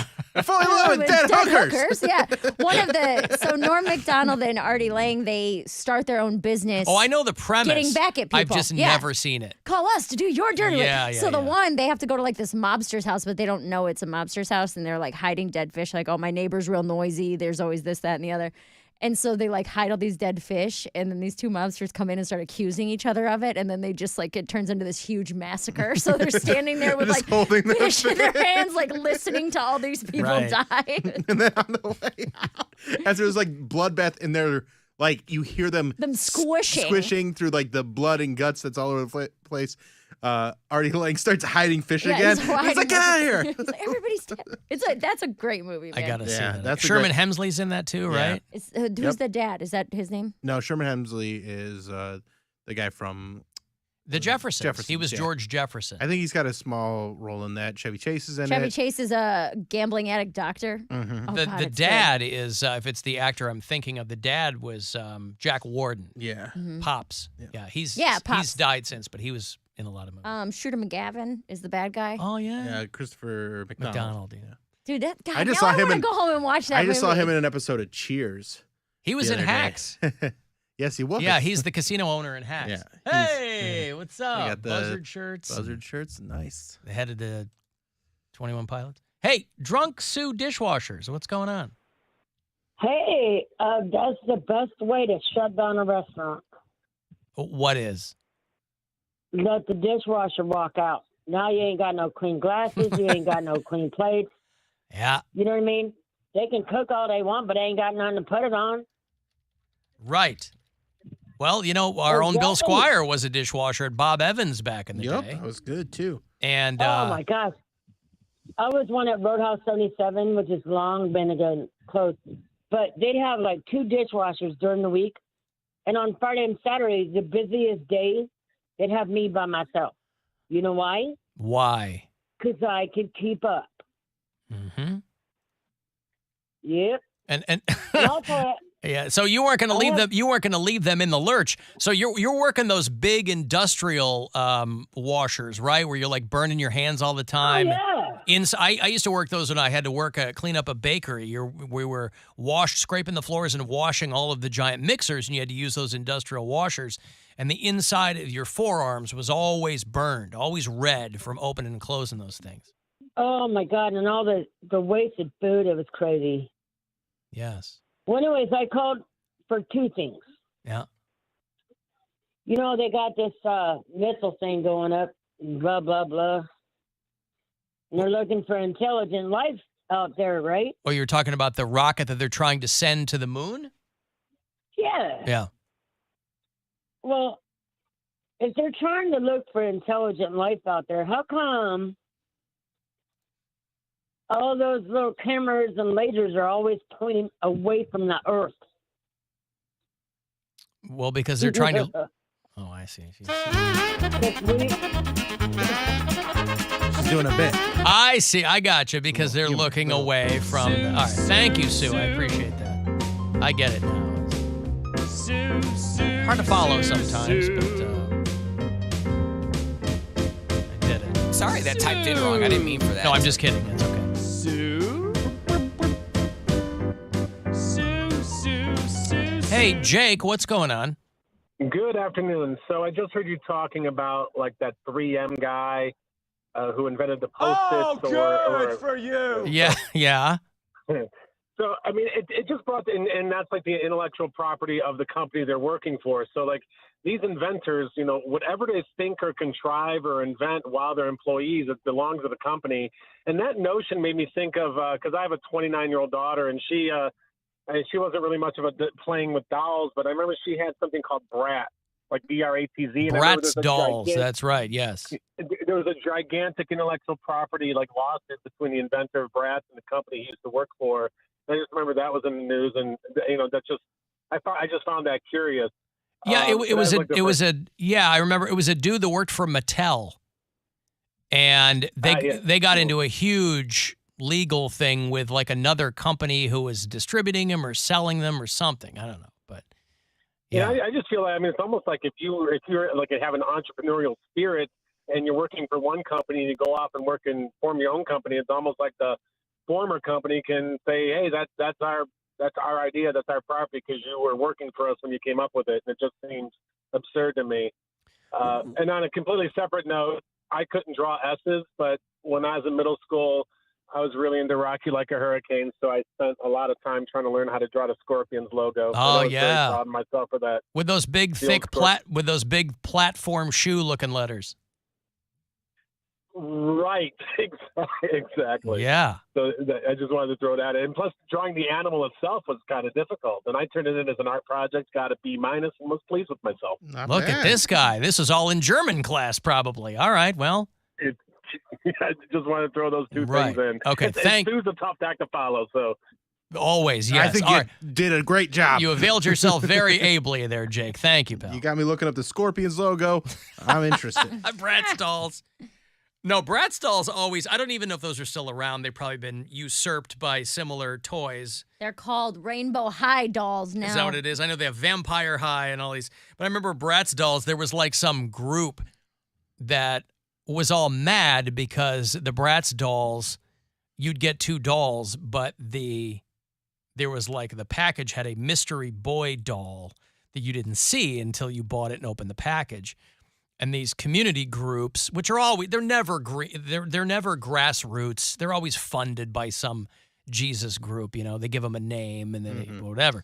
But they were saying that it was encouraging their daughters to sneak out of the house and go on blind dates with people they never met. Like you do. This was pre-internet, by the way. Now that would be a fully, that would be an understandable concern that your kid was going to sneak out of the house and meet a stranger. But this was way before the internet. Yeah, but okay, they can argue that was around forever. There was I think it was called Dream Date or something like that. Yeah, probably. There was a game where you had to talk to them on the phone. It was like a board game, Mystery Date or Dream Date or something like that, where the whole premise was you had to get this guy to like you on the other end of the phone. Like, if only there was a way to send you a picture of my boobs. Right. If only that technology had been developed. I've got a break. Guardians game on the way shortly. We'll come back and get a couple of minutes in here. Guardians are set to go off at 6:10 tonight. A little bit of an early-ish game. We can see people walking over to the stadium as we speak. So Guardians, Orioles, first of 3 tonight, 6:10 here on MMS. And you can listen anywhere you are right now on the iHeartRadio app. The Alan Cox Show on 100.7 WMMS. Get ready to win your way into our 2022 iHeartRadio Music Festival.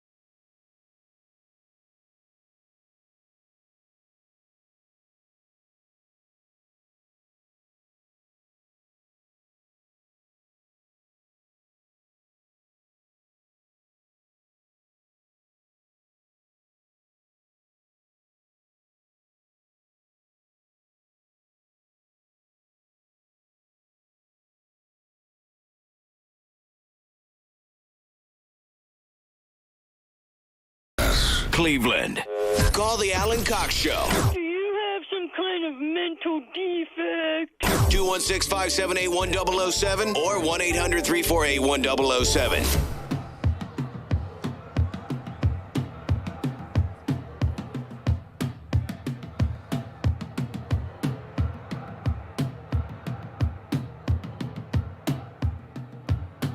$35192. You want to text?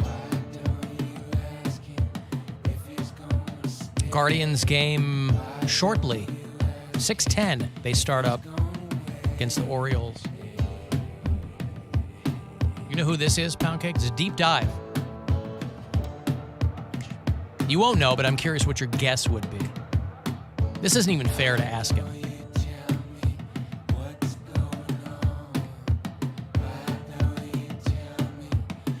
Is he there? He's listening.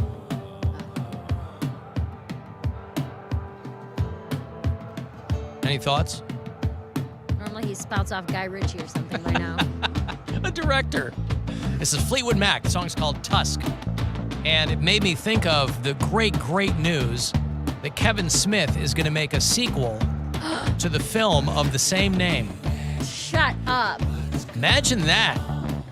Tusk 2. More Tusk. I don't know what he's going to call it. Tusks. Maybe our friend Alan Tuskus can get in on this. He called us a couple of weeks ago, and he worked on this film. Maybe he'll get back in on this. What if it's set in Alabama? I think that's where this Go place ahead. is. And it's called Tuscaloosa. I hate him. You're just mad that you didn't think about it. I'm not. You are mad. You're jealous of the way my brain works. Tickets at BillSquire.com for my comedy special taping. I was going to say, is there any place that people could see you purveying See your how this particular all- brand of comedy? All this madness comes together into one beautiful comedy special this weekend at the Funny Stop. Tickets are available at BillSquire.com. Get them now. Tuscaloosa. I was going to say, I'm watching my nieces tonight so my sister can go to the 21 Pilots concert.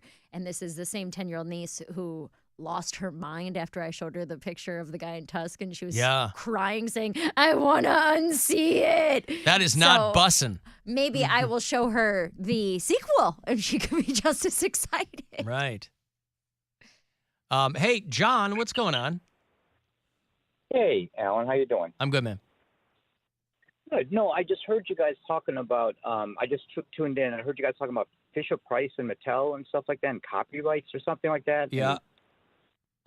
So, really, I just want to, tell people, be very careful if you ever introduce your ideas to companies, because I've had the most horrible experiences. People I know have had the most horrible experiences. And this experience, it happened in like 2004, but I had come up with an idea for like this revolutionary cribmobile, and it utilized what was mobile?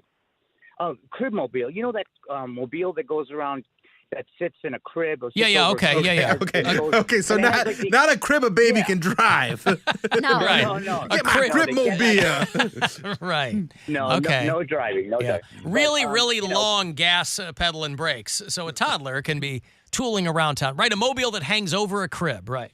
Yes, with the animals on it. So I came up with an idea for like a pendular or metronomic motion to soothe the child rather than having it go in a circle. So I invented this toy that had an arm on it, and it went back and forth, with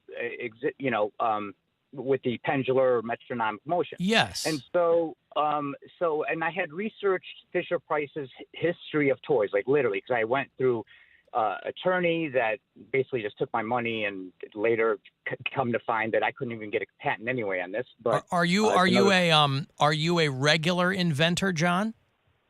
No, well, I have lots of ideas. I get lots of ideas, and here, I hate to say it, but I just got into a we've already invented with, the snaxophone. We said we've already invented the snaxophone. The saxophone that you can play. Right. Well, or eat in. It's got a lunchbox in it. Yeah, the instrument with a lunchbox in it. And the wheel. And already got that. You're not gonna believe this. iHeartRadio happily just let me run with it. Uh-huh. They didn't want any part of it. So. Okay, so go ahead. So so in this process, did you eventually? So you're right. Yeah. So what I had done is eventually what had happened was Fisher Price asked me to send my prototype to them because they were very interested in the idea.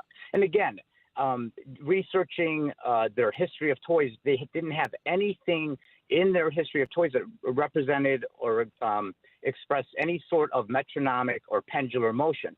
They did have things that went across like on a bar, and then it would stop, and then it would like turn around. But there was no continuous metronomic or pendular motion, if that makes sense.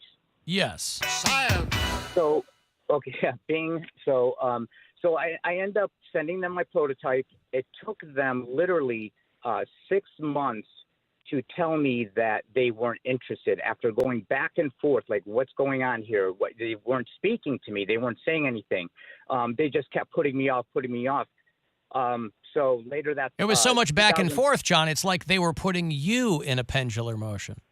Exactly. And I'm telling you right now, my head was spinning. And for 10 years, my head, I couldn't let it go because I was so upset that they had done that to me. And so I don't know, what else I could have done. But anyway, let me get back to, so later that summer is either 2004 or 2005, 2 products come out on the market that emulated a metronomic and or pendular motion. Sure.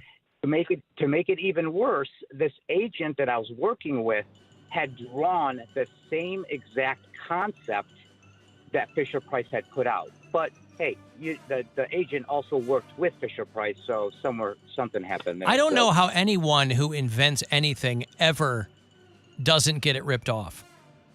What's that windshield wiper movie? With Greg Kinnear. Yeah, Flash of Genius, where they stole the intermittent windshield wiper design, and it ruined his life. Yep. His wife left him. His kids were all estranged, but he fought them, and like 30 years later, they finally ruled in his favor. It was ridiculous. Imagine pitching that movie and then getting a cast like they had for that movie. Okay, it's about the guy who invented the intermittent windshield wipers. Sold. And they go, sold, we got it. Right there. That's There's already a all I need to book. know. We want to make this book into a movie. And I don't know if you guys remember, but Better Call Saul, the very first season, the guy with the toilet, he goes, "Don't tell Fisher Price because they'll rip it off." Right. Yeah. I don't know if you guys. Oh, it was great. It was great. Well, I'm sorry that happened, John, but thanks, Alan. I appreciate it. It's just been, with people. I'm just telling you, it's just a warning. If you invent something, take, and it's really good, do it yourself. Like sure. if it's that good, people will buy it. All right. I got one based on your idea, but it's an alarm clock and it's a pendular motion, and you set it so that it will take about 8 hours, and then when you're supposed to wake up, it finally gets lower and lower and then slaps you in the face. And it actually is a human beautiful. baby hanging from it. Right. Yes. There you go. Like the Saw movie where the slicer comes across their stomach. And okay, well, thank you, John. I appreciate the call. There's John out in Lakewood who's got, just do it yourself. Don't get ripped off by some multinational conglomerate. He invented the Fisher Price My First Intellectual Property Lawsuit toy for those people. You want it again, Bill, before we... Yeah. Can I hear this?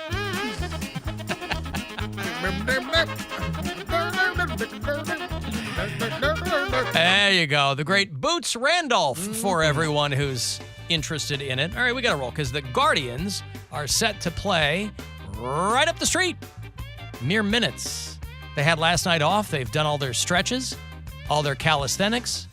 They've been drinking their teas and potions and ready to get out there and produce for you, the ticket-buying audience. What do you have coming up, William? This weekend, I'm recording a comedy special at the Funny Stop in Cuyahoga Falls. Get tickets at BillSquire.com. Let's pack this thing out, sell it out. A bunch of people bought tickets yesterday. Let's sell a bunch more today. And I'll see you this weekend. It's going to be very good. So funny. Everyone's going to love it. Very good. So funny. Like the best. Mary Santora. Oh, my God. I'll be in Willoughby with Bill Squire September 17th at Garage Bar. And then September 24th, we'll be at Lorraine Palace Theater with Rowan Rivas and David Morales. So you can get tickets for that at BillSquire.com. Poundcake? Radio Cody B, Twitter, Instagram, TikTok, and new Poundcake podcast tomorrow, along with a new Poundcake sports break. All right. Any tease on the podcast? It's going to be about my vacations to foreign lands, like Abu Dhabi and like what they have to offer. The ones that you tourism. haven't taken. Yeah, my fantasies. I have to live them out in my podcast because I can't live them out in real life. A theoretical travel guide. Correct. Fantastic. Boy, it truly is the metaverse, isn't it? All right, we got to go. Thanks, guys, for hanging out. I'm out there at Alan Cox Show. Anything you missed today, the show is on the iHeartRadio app or wherever your podcasts magically appear. You can always leave us messages on the After Hours line if you want to do that. That's 216-986-8903. If you want to watch the show, alancoxshow.com, and you can leave us messages there on the app as well. And that's it. Guardians baseball is next in minutes. Thank you guys for hanging out. We'll talk to you again tomorrow, right around 2 o'clock. And I will see you in hell. And now I must leave you as the Brady Bunch is on, and I find 4 of those children incredibly arousing. Get out of here. Be careful of what you say. Be careful in every way. Be careful of what you do. Big Brother is watching you. Be circumspect and discreet. Stay light on your mental feet. One slip and you know you're through. Big Brother is watching you. Conform with all directives. Remember, obedience pays. And when you watch that TV screen, remember it works both ways. You'll disappear in a wink unless you can double think. You'll vanish into the blue. Big Brother is watching you. The Alan Cox Show on 100.7 WMMS.